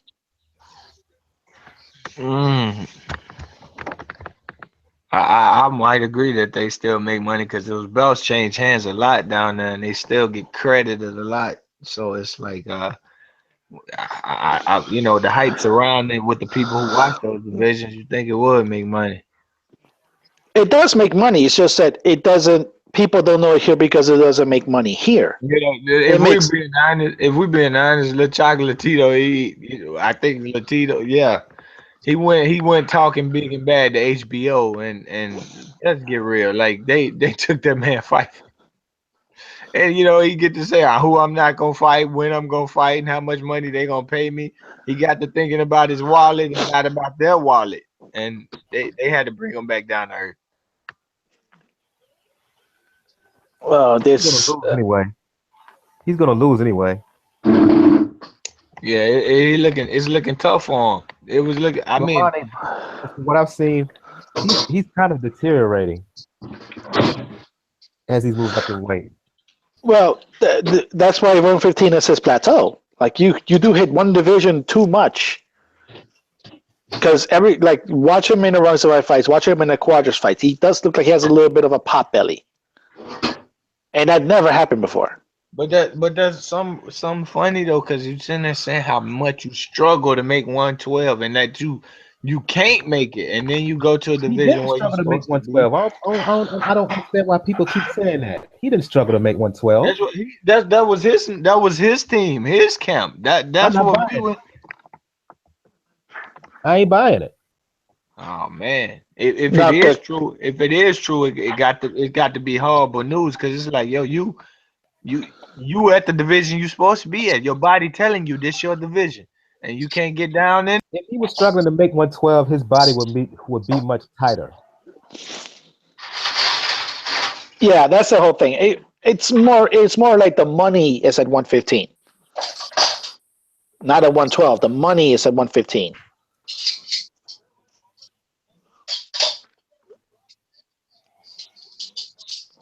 So in that sense, he knows the money's there because he knows, since he's co-promoted by Titan Promotions, he knows the big payday there is with Inoue. Natty, I hadn't heard your prediction of Joshua and Klitschko. What is it, bro? I don't think Natty's there. Now, well, if we're talking Joshua Klitschko, how bad are you guys still that this fight still has no U.S. carrier? I thought Showtime. Showtime? Nope. HBO keeps matching their offer. But doesn't Joshua have a 3-fight deal with Showtime? Did he fulfill that already? No, they have. He has a multi-fight deal with Showtime, but the problem is Klitschko also has a deal with HBO, and in both their contracts, each network has first and last matching rights. Oh yeah, that's gonna be interesting. Yeah, so they've been playing a game of chicken for the past month and a half. But Klitschko, I didn't know he have a multi-fight deal with HBO, because the last time I checked, HBO spent years not even airing his fights. So yeah, when they were the dominant force in the division, he's no longer the dominant force in the division. So why would he sign a multi-fight deal with these guys and he's making money hand over fist in Germany? Because I would have just signed a fight on a fight-by-fight basis. Because the thinking was that HBO was going to sign Anthony Joshua and they were going to have the super fight on HBO. They didn't think that Showtime was going to pay Anthony Joshua what they're paying him. Yeah, Anthony Joshua got paid over at Showtime because he wants to make the Wilder fight. That's the goal. There you go. This fight is happening though, by the hook or the crook. Well, yeah, Joshua Klitschko is happening. There's a good chance we might not get a U.S. carrier to it. I don't care. I got what do you call it? UK TV first, whatever the shit is called. I got an app on my tablet that'll hook me right on up. Yeah, we'll watch Sky Sports. It's short. You go see the fight regardless. You don't give a damn. For real. Yeah. I have Showtime, but hey, if you don't want to show it on Showtime, UK TV now is there. I'm on Sky Sports. What do you call it? Box office like a mug. What? Oh, damn. What was your? I was going to ask. What's your prediction on the fight, Natty? On the fight, I'm going with youth over experience, man. I'm going with youth over experience. There's something in that Tyson Fury fight just showed that it wasn't even a Tyson Fury fight, because I must be the only guy who thought Jennings either got a draw or pulled out a close one. But there's something lacking in Vladimir fighting spirit, and he's gonna have the same issue with this guy, a taller, faster, stronger guy than himself, or as tall, right? He's been used to fighting these short guys, right? So he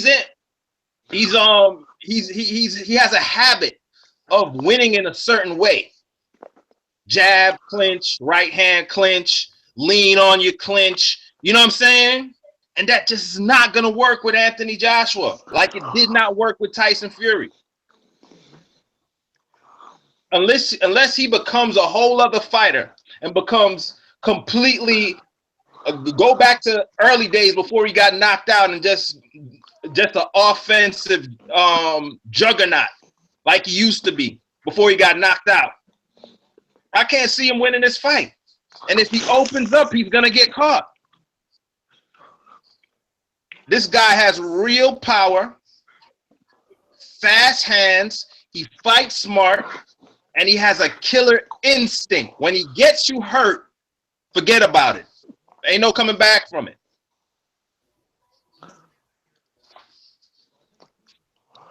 I'm with you on this, Wesley. Maybe I'm a fool for this, but I'm going with Joshua too.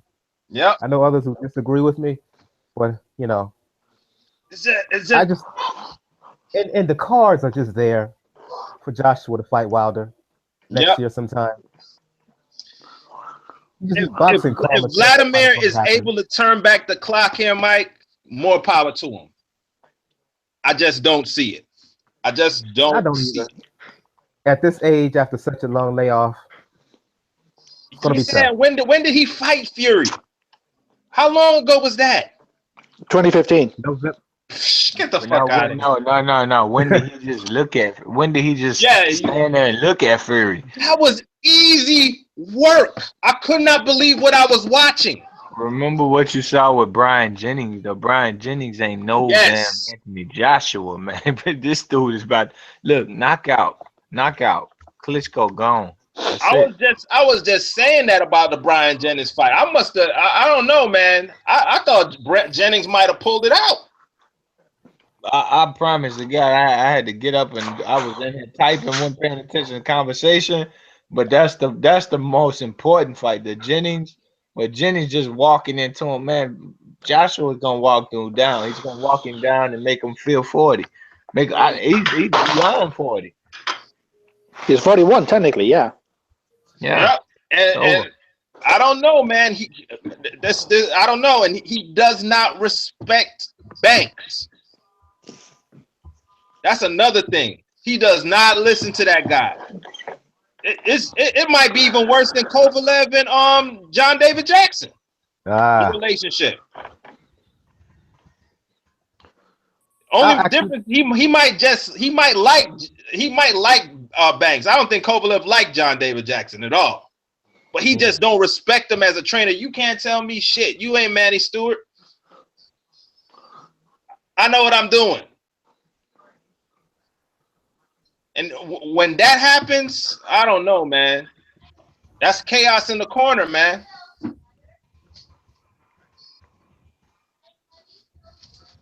You're right. You got a point there. Like I said, I just think Joshua's going to pull it off by stoppage. Yeah. He's going to find a way to catch him, and once he catches him and hurts him, over. It gotta be one of the worst promotions I ever. It don't have to be promoted, thankfully, because the UK and Joshua just got that back pocket relationship. But it's got to be one of the worst promotions I've been ever seen. What from a US perspective? Box office gonna sell like no doubt. That shit gonna sell over there. It's dry. It's 100% dry. From a US perspective, it's terrible. But from over there, they don't care because, quite frankly, they don't need us to make this fight. Yeah, true. I even feel like this if I is had these Wembley Stadium, fam. No, but what I'm saying, if these two personalities was even in New York, if these personalities was two Americans from New York, I would be like, yo, yeah, they dry. They dry. Of course, I'm gonna watch the fight. Yeah. But they are 100. Considering how Eddie Hearn promotions normally go bail you, hey, that context is critical. Scorsese. Context is critical. You got to consider the American mindset. Look, man. You got to consider they're not mindset. getting 80 to 100,000 people in New York City. Anywhere in the United States. Nope. They're not getting that crowd. It's not happening. That's huge. That's huge. But like I said, the UK and Joshua, they just got a back pocket understanding. Like I don't have the personality. Joshua do got a bit of personality. You just got to bring it out of him. He got that cocky smug personality. Like I hear you. Do it in the ring. Klitschko ain't even got that. Klitschko can't even. And Joshua gonna come to the ring with some grime shit, with some Skepta. Are they doing a face? But watch this. Is what I'm saying. If they do a gloves is out for this, this is what I mean. It's going to be the worst one we have ever seen. Joshua is promoted well. The problem with the commercials and whatnot and the magazine stuff, the problem is we don't get to see it. If you follow him on Twitter, you follow him on Instagram, you see it all day. But to the general public, you don't see that mess. It's not mess, excuse me, mess is the wrong word, but we don't get to see that. You don't, yeah. Well, that's the whole thing. Yo, Mike, Chris said that he took a second job somewhere, I think in a department store somewhere, and he was putting up like a pop-up of Joshua, you know what I mean, in the sports section. Right? Uh-huh. And people was like, what team he played for? They thought he was a football player. Nobody knows the heavyweight champion in the world. It's about but that's the whole thing. Yeah. He's not known here. That's the whole thing. That's the reason why I'm surprised that's why the reason I'm surprised Eddie Hearn is letting this play out the way it is. You're gonna be known when he knock Deontay Wilder out. If what you say is true, Daniel, and I believe it is, what can Eddie Hearn do? They got ironclad contracts. He can put his foot down and just say, you know what? My fighter signed to Showtime. We'll just take the Showtime deal. Yeah, because Klitschko going, I'm the mandatory, and I'm signed to HBO. And I have, both of them have leverage. You know what I mean? The fight ain't the fight. The fight ain't a Wembley Stadium fight without Klitschko. I got the solution. You know this. I got the solution. I got it. There's no Wembley without Klitschko. Check it out. You get Adobe Premiere Pro, right? Adobe After Effects, and you basically just you erase out Klitschko for Showtime, and you erase out Joshua for HBO, and you make it like a damn shadow, but one-on-one. I don't know. They need to get their shit together, man. Basically, what I'm trying to say, we don't know what the hell going on. Moving forward, let's just say Joshua wins. They need to get him to have him a fight in the United States and promote that. Remember how when Hamed fought Kevin Kelly and how HBO and all the powers that be promoted him? Remember that Adidas commercial? Yep. That Hamed had in the lead up to that Kevin Kelly fight? They need to do something similar to Joshua. Nassim Hamed had a billboard in freaking New York City, man. Times Square, bruh. Times Square, fam. Yep. They need to do moving forward similar things to Joshua if they want to get him to attract the U.S. audience. He's worth it. He make it. Of course, they need to do the same thing now with Deontay Wilder, but you know how I feel about that and why they won't do it. Well, if that's the reason with Wilder, they're not going to do the same thing to Joshua either. Valid. No, he gonna be known as soon as he knock Deontay out over here, because it's bound to happen. Bound to happen. So sad to say, my hope of the South having a great champion is just dwindling every time I see Deontay Wilder fighting, going there, throw those mop punches. Yeah, two heavyweights, the two predominant heavyweights out there, popular heavyweights out there, both are being, well, Bermain Stavern better drink some water this time. Yeah, he getting beat again. No, is that fight for sure happening? Yep. Yes, it is. It's mandated, so he has this because, well, you make, like I said, they make the argument with Stevenson, the fight is mandatory. People like to make the same argument with Wilder. The problem is, it's not his fault. Yep. It's not Wilder's fault that Povetkin decided to pop twice. Why? And he's about to fight again. What the fuck? Yep. Well, this is the whole thing. Whoever fights him, because they're picking somebody out of the top 15, is immediately going to be dropped out of the top 15. Immediately. As soon as that fight is announced. That's crazy. They're gonna try to keep making money from him because there are idiots out there who legitimately think that Povetkin popping for steroids is somehow Wilder ducking him. And the crazy thing, this fool Povetkin is fighting again soon. That's what Natty said. That's what Natty said.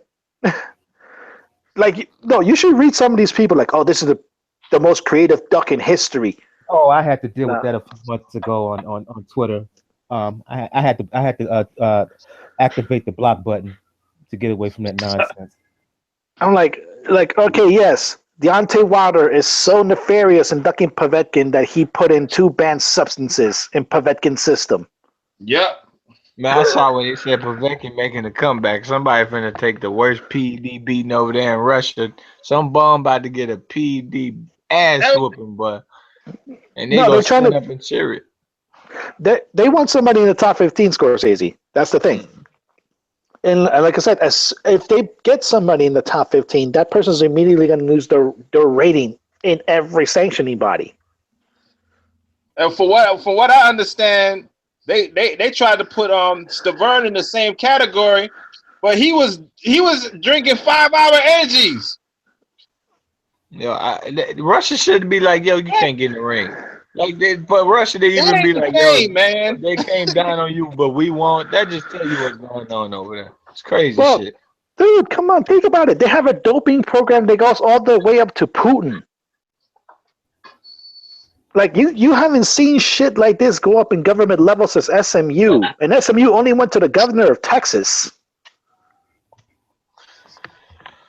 Oh, my God, man.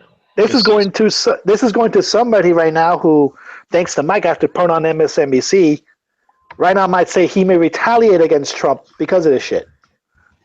We're going to be fucked up now.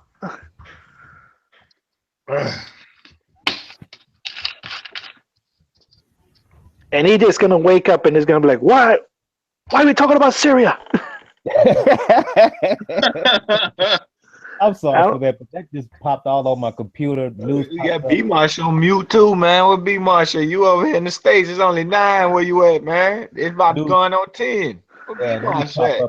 It just interrupted my television watching. Yeah, it's all B-Marsh on the East Coast, so it's almost 10 o'clock where he at. Yeah, it's 10 o'clock. Well, I'm on the East Coast too. Still. Oh, you too?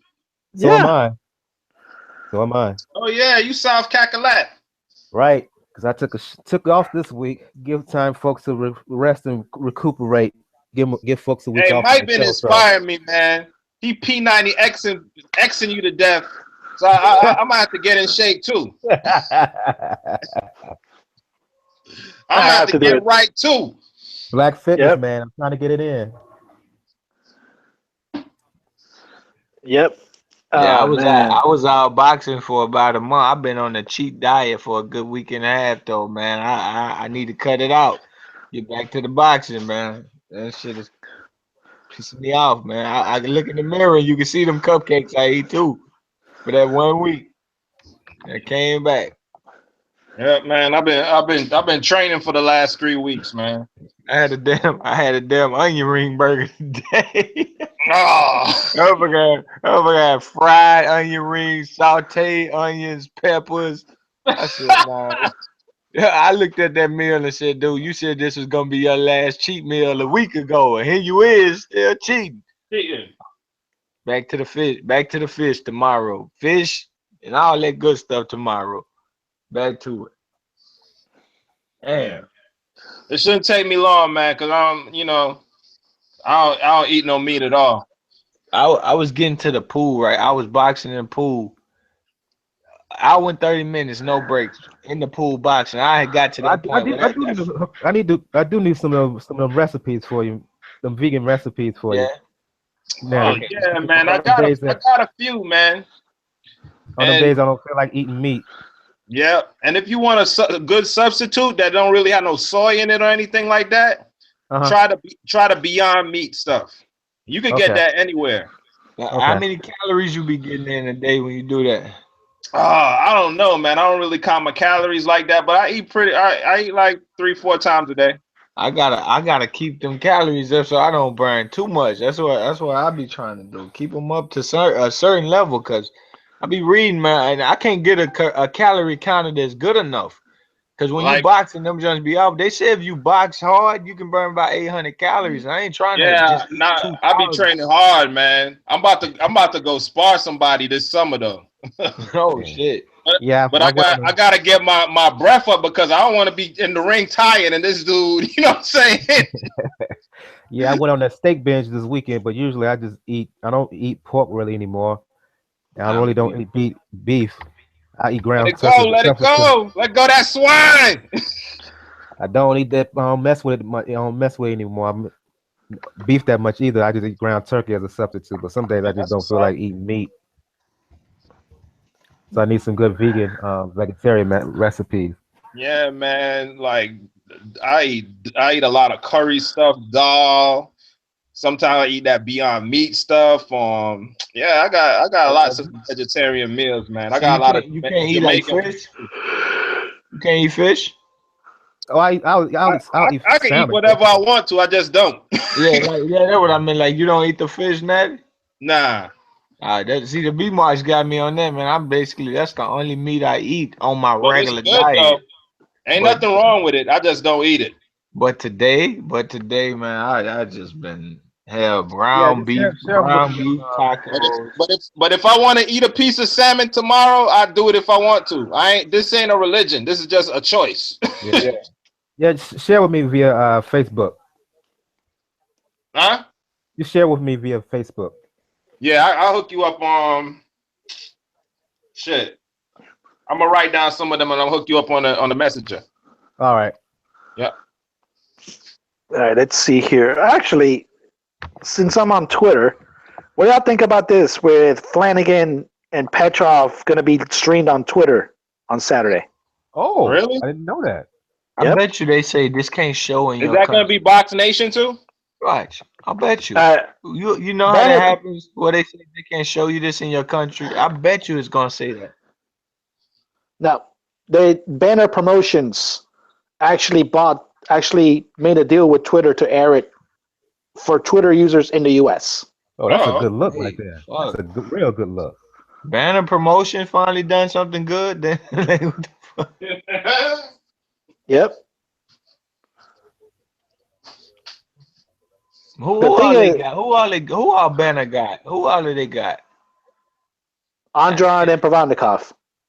Yeah, Joe Smith ain't with Banner. That's the same people, right? No. That's Star Boxing. He's with Star Boxing. somebody is Star and Banner together, and I be clumping that together. That's Somebody, Andrade. That's Andrade. yeah. Oh shit. Yeah. How you sign with two people? Just that's just, oh shit. Okay. I don't know. He Nicki Minaj with it. He signed to everybody at the same damn time. Now remember now, Roman, he signed with Linares. He got dual promoters. Yep. And what's his name too had that shit going on. Rigondeaux. Linares got some. Linares got dopeness behind it. He got the Golden Boy and the big promoters in Asia. Andre got damn Banner and Star. That's what I meant. Like two. You went to two C levels. Like yo, Golden Boy looking like a C level right now, man. And if freaking Chavez pull that upset, oh Lord. I mean, look, man. Lord, it's like the Titanic hit that iceberg. He's about to be Chavez about to mess around, be the hottest thing in 2017, man. Every heavyweight in the world gonna want Chavez. Oh my! Golden Boy to the promotional game is what HBO right now to the television game. Yep. They on shaky legs, man. They looking like Jose Luis Castillo against them ropes. Chavez come in there and do this shit. I just gonna be like, bro, like I don't see it. I don't see everybody from 60. Everybody from 60 to damn cruiserweight gonna be trying to throw their hand in the mix to fight this dude. You're gonna have to show me proof he's gonna be strong at 64. He shouldn't win, but I always give Chavez a chance when he's in shape. I don't trust him being strong. I don't trust him to be in shape. That's the thing. I don't trust him to be in shape. Canelo Italian, I man. mean, from what I'm seeing, unless they photoshopping the shit out of these pictures, he look like he's working hard, man. Ooh, oh no, there's no. And Nacho ain't playing. According to Michael Kantz, the Pacquiao Horn contract is signed. Yep, July 2nd in Brisbane. Pacquiao who? Jeff Horn. AKA Scorsese's favorite weight. That's almost as bad as a Conor McGregor fight. Let's say this. It ain't Jeff Horn's fault. It ain't Jeff Horn's fault. Jeff Horn just trying to be a prospect, trying to do what anybody would do, trying to be great. Pacquiao just a damn cherry picker. If I'm Jeff Horn, I'm taking that fight by any means. This is all on Pacquiao. I hope Jeff Horn hit him with some body shots and make people realize this is the first real welterweight that Pacquiao done fought since Floyd. Since Floyd. No, Floyd ain't even a real welterweight. Floyd just his career ended at what? This a start off welterweight. Jeff Horn started there, going end somewhere else. Pacquiao ain't done that since Clotty.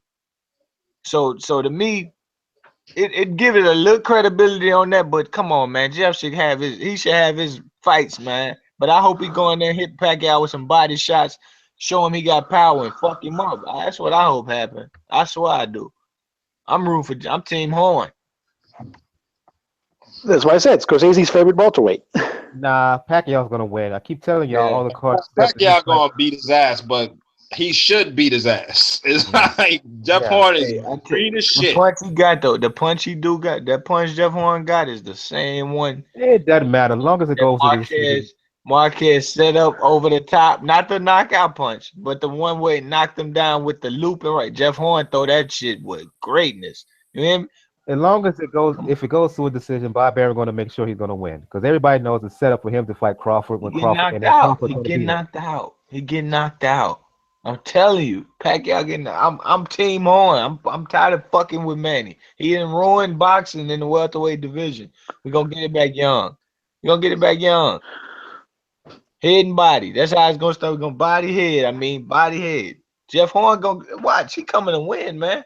He coming to win. He can't do no worse than Jesse Vargas. Jesse Vargas took backward steps all night. Jeff Horn ain't gonna do it. He ain't gonna do it. I think Berto can beat Sean Porter. What y'all think? If you take a time machine, maybe. Oh, I don't know, man. Porter Cheney. Porter will like Berto still has his speed, man. He's still sharp. Porter don't Porter go run into down. some of them uppercuts. I don't know. Porter don't go down, but he is chinny to me. Porter get hit and he be wobbling. You can see where Yeah, he just visibly recover hurt. real quick. Hey, Berto do got a shot, but I'm not gonna. I'm gonna count him out again. Oh man. But Porter can walk onto some punches. He good He at can that. walk up to some punches, man. He did it again. And to me, I think Berto's snap is a little bit better than Keith Thurman. Just the way he throws the shot. Oh wow. He might not have that thudding power like Keith, but that snap, man. I think he got more power than Keith when he's sitting You down think on so? shot. Yeah, I think Keith's power is more thudding, but that snap, and you don't see the shit. It's coming so fast. He's way faster than Keith. Thurman be hitting with the inside of his glove sometimes. Berto punches seem to always be turned over, so that there right alone. I'm not gonna lie. The way he hit Victor, it looked like they put that shit in fast forward. The way Victor fell, I don't know, man. That dude, that's a big welterweight. Well, not just big, but he is big, but he cut up, man. He turning them punches. He do got a little knockout, a puncher's chance, but Sean should have too much activity for him. Like, yeah, Porter should be the favorite. He is, and he should be the favorite, but I would not count Berto out. I don't know, Natty. I'm still suspect on how much Berto has left. A lot of tough fights on his ledger. Because this guy stays in the gym, man. He's not around, you know what I'm saying? Oh no, around and shit. No, we know he stays in the gym. We know he trains. The problem is, I think, like Victor teased to something out of him, and then Jesus Soto Carras took whatever else was left. To me, well, that Carras fight, he fought with a broken arm, man. That shit, he was beating Carras' ass. Yeah, he was beating his ass with one arm, and then Carras landed a punch. He just couldn't do it no more. Sometimes he have a little too much heart. Berto got World Star that night, man. They put him right on World Star after that shit, man. It's fucked up. Yep. Oh, I just don't trust his legs. I don't trust his legs. I understand, but I don't know, man. There's something about this stylistic matchup that it don't suit fucking Porter, man. He comes in with his head down too much for a guy who throws these sharp ass uppercuts. Yo, I gotta see this shit. Okay, man. Sergey Kovalev that posted some shit on Instagram or wherever it is. Andre Ward supposedly DM Sergey Kovalev said, "Hi, piece of shit. I'll fuck you into the ring. Be ready." I don't know if that's real or not. I saw something about that. I don't know if that's real or not. Nah, that's probably not real, but it's funny though. I'll fuck you into the ring. You claim to be the son of God, but you write this in your opponent's Instagram. Really, it sounds kind of those things. I have a beautiful wife. I go at that. I go to her at night. Nice role model, great pot. Yeah, Sergey Bush. He's some bush. Sergey a bully, man. That's all that is. War gonna whoop his ass, bully. Yeah, he not gonna. Kovalev doing too much outside the ring. He's not gonna change. He trying to basically sell this fight at this point. Like get the most. The loss is in his head. The loss is in his head. He ain't taking this loss well, man. Nah, he ain't. Like Stevenson told him. Stevenson told him, "Shut up and keep complaining about the judges." Like Kovalev you can't say nothing. You can't say nothing. Like that's what he been doing, literally, like bitching about something that is right. Like Ward really won, dude. Look, the way that promotion was going, the way how HBO was narrating this whole shit, the judges should have been in Kovalev's favor, if anything.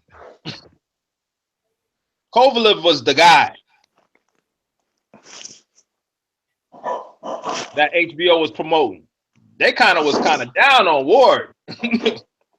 They were down on Ward because of the money that they're making him pay. You know what I'm saying? Yeah. Ward wasn't like supposed to win that fight at all. No, and well, even then, like they said, and when Jim Lampley had his show, he said, "Oh, whoever wins this, I'm probably going to put number one on my pound for pound list." What do you want to do? Put a Triple G there. Yep. Except if it's Andre Ward. Well, then he put Triple G, and then he put no. Well, supposedly the way Lampley does his list is he doesn't pick like based on accomplishments. He says who is the best, who is the toughest person to beat right now. That's not Triple G though. No, he put Lomachenko. No. He put Triple G number one, and then he put Lomachenko number one. Yeah, I mean, but Lomachenko's tougher to beat than Triple G is. Yep. That just says to me that he's standing for Triple G. That's all that says. Mm-hmm. He's standing. He's been a fanboy. Yeah, man. We all know this though. Lampley ain't changed his stripes. Lampley's too much of a company man sometimes for his own good. Oh man, he sucks. I mean, he did a lot of that for Roy Jones in the 90s and De La Hoya, and he's doing it now for Triple G. Mm-hmm. Pacquiao, bang, bang, pow. Well, Pacquiao too. I forgot about him. So yeah, you're right. Yeah, I don't think he ever cheerleaded like that for Floyd, but maybe I gotta go look back. No, he did cheerlead for Floyd. Like he does do good and come to it. It just when it got to the point where the only fight left for Floyd was for Manny when he turned on him. Mm. Well, granted, everybody pretty much turned on Floyd at that point because it pretty much was the point. The only fight left was Manny. Yeah. Meanwhile, okay, so what do you guys think about not Carl Frampton and Leo Santa Cruz not having the immediate trilogy because the WBA ordered Santa Cruz Morris? I mean, I'm not mad at that. That's another good fight. What the fuck? Oh, damn, I don't need to see this fight 3 times in a row. What the hell? First of all, let me be clear. Santa Cruz won both fights, in my opinion. He just won the second one a lot more clearly. Right? So they should have a third fight. If Santa Cruz could get past Mares, sure, go for it. But fighting Abner Mares, that's a good fight. That's a good fight, man. So then he'll have 2 fights that he can make trilogies out of. You know what I'm saying? If Mares is able to pull it off, of course. Which I don't think he can. Like those 2 fight, those 2 fighters are the fighters that actually make Santa Cruz fight to his potential. Yep. Like Santa Cruz. That's why I thought Santa Cruz was gonna win that first fight with Frampton a little more easier, because going into the Mares fight, I'm like, Santa Cruz gives up his height, gives up his length. He can't go in there and out jab and out box Mares, and that's exactly what he went in there and did. Set up his shots with the jab, kept Mares at bay. You know what I'm saying? Brawl when he wanted to. But for the most part, he uses advantages. He uses length and his height to his advantage, and Mares didn't have any answer for it. So I'm like, okay, he showed me that he could do something that I thought he could not do. So there's no way Frampton is gonna even fight a close fight with him. And he fought a close fight, but I still think Santa Cruz won the fight. Okay, they disagree with me on the cards. They went back. And he did it again. He kept Santa Cruz he kept Frampton at bay, and just outboxed him and just beat him up. Look at Frampton after that fight, man. Well, actually, speaking of which, they're re-airing that right now on Show Extreme. Oh, really? Yep. I'll watch some boxing wild too, man. I'm watching all Mike McCallum fights tonight. Dope. I'm watching all Mike McCallum fights tonight. I'm about to watch some boxing myself because I can't. I'm getting ticked off of it breaking in television so Mr. Cheeto Head can run his mouth. I can't. But yo, fellas, let me get out of here, man. I'll catch up with y'all. Yeah, I'm about to head out myself, so y'all be good. All right, bless. Oh man, yeah. Y'all have a good night, and EJ, wake up.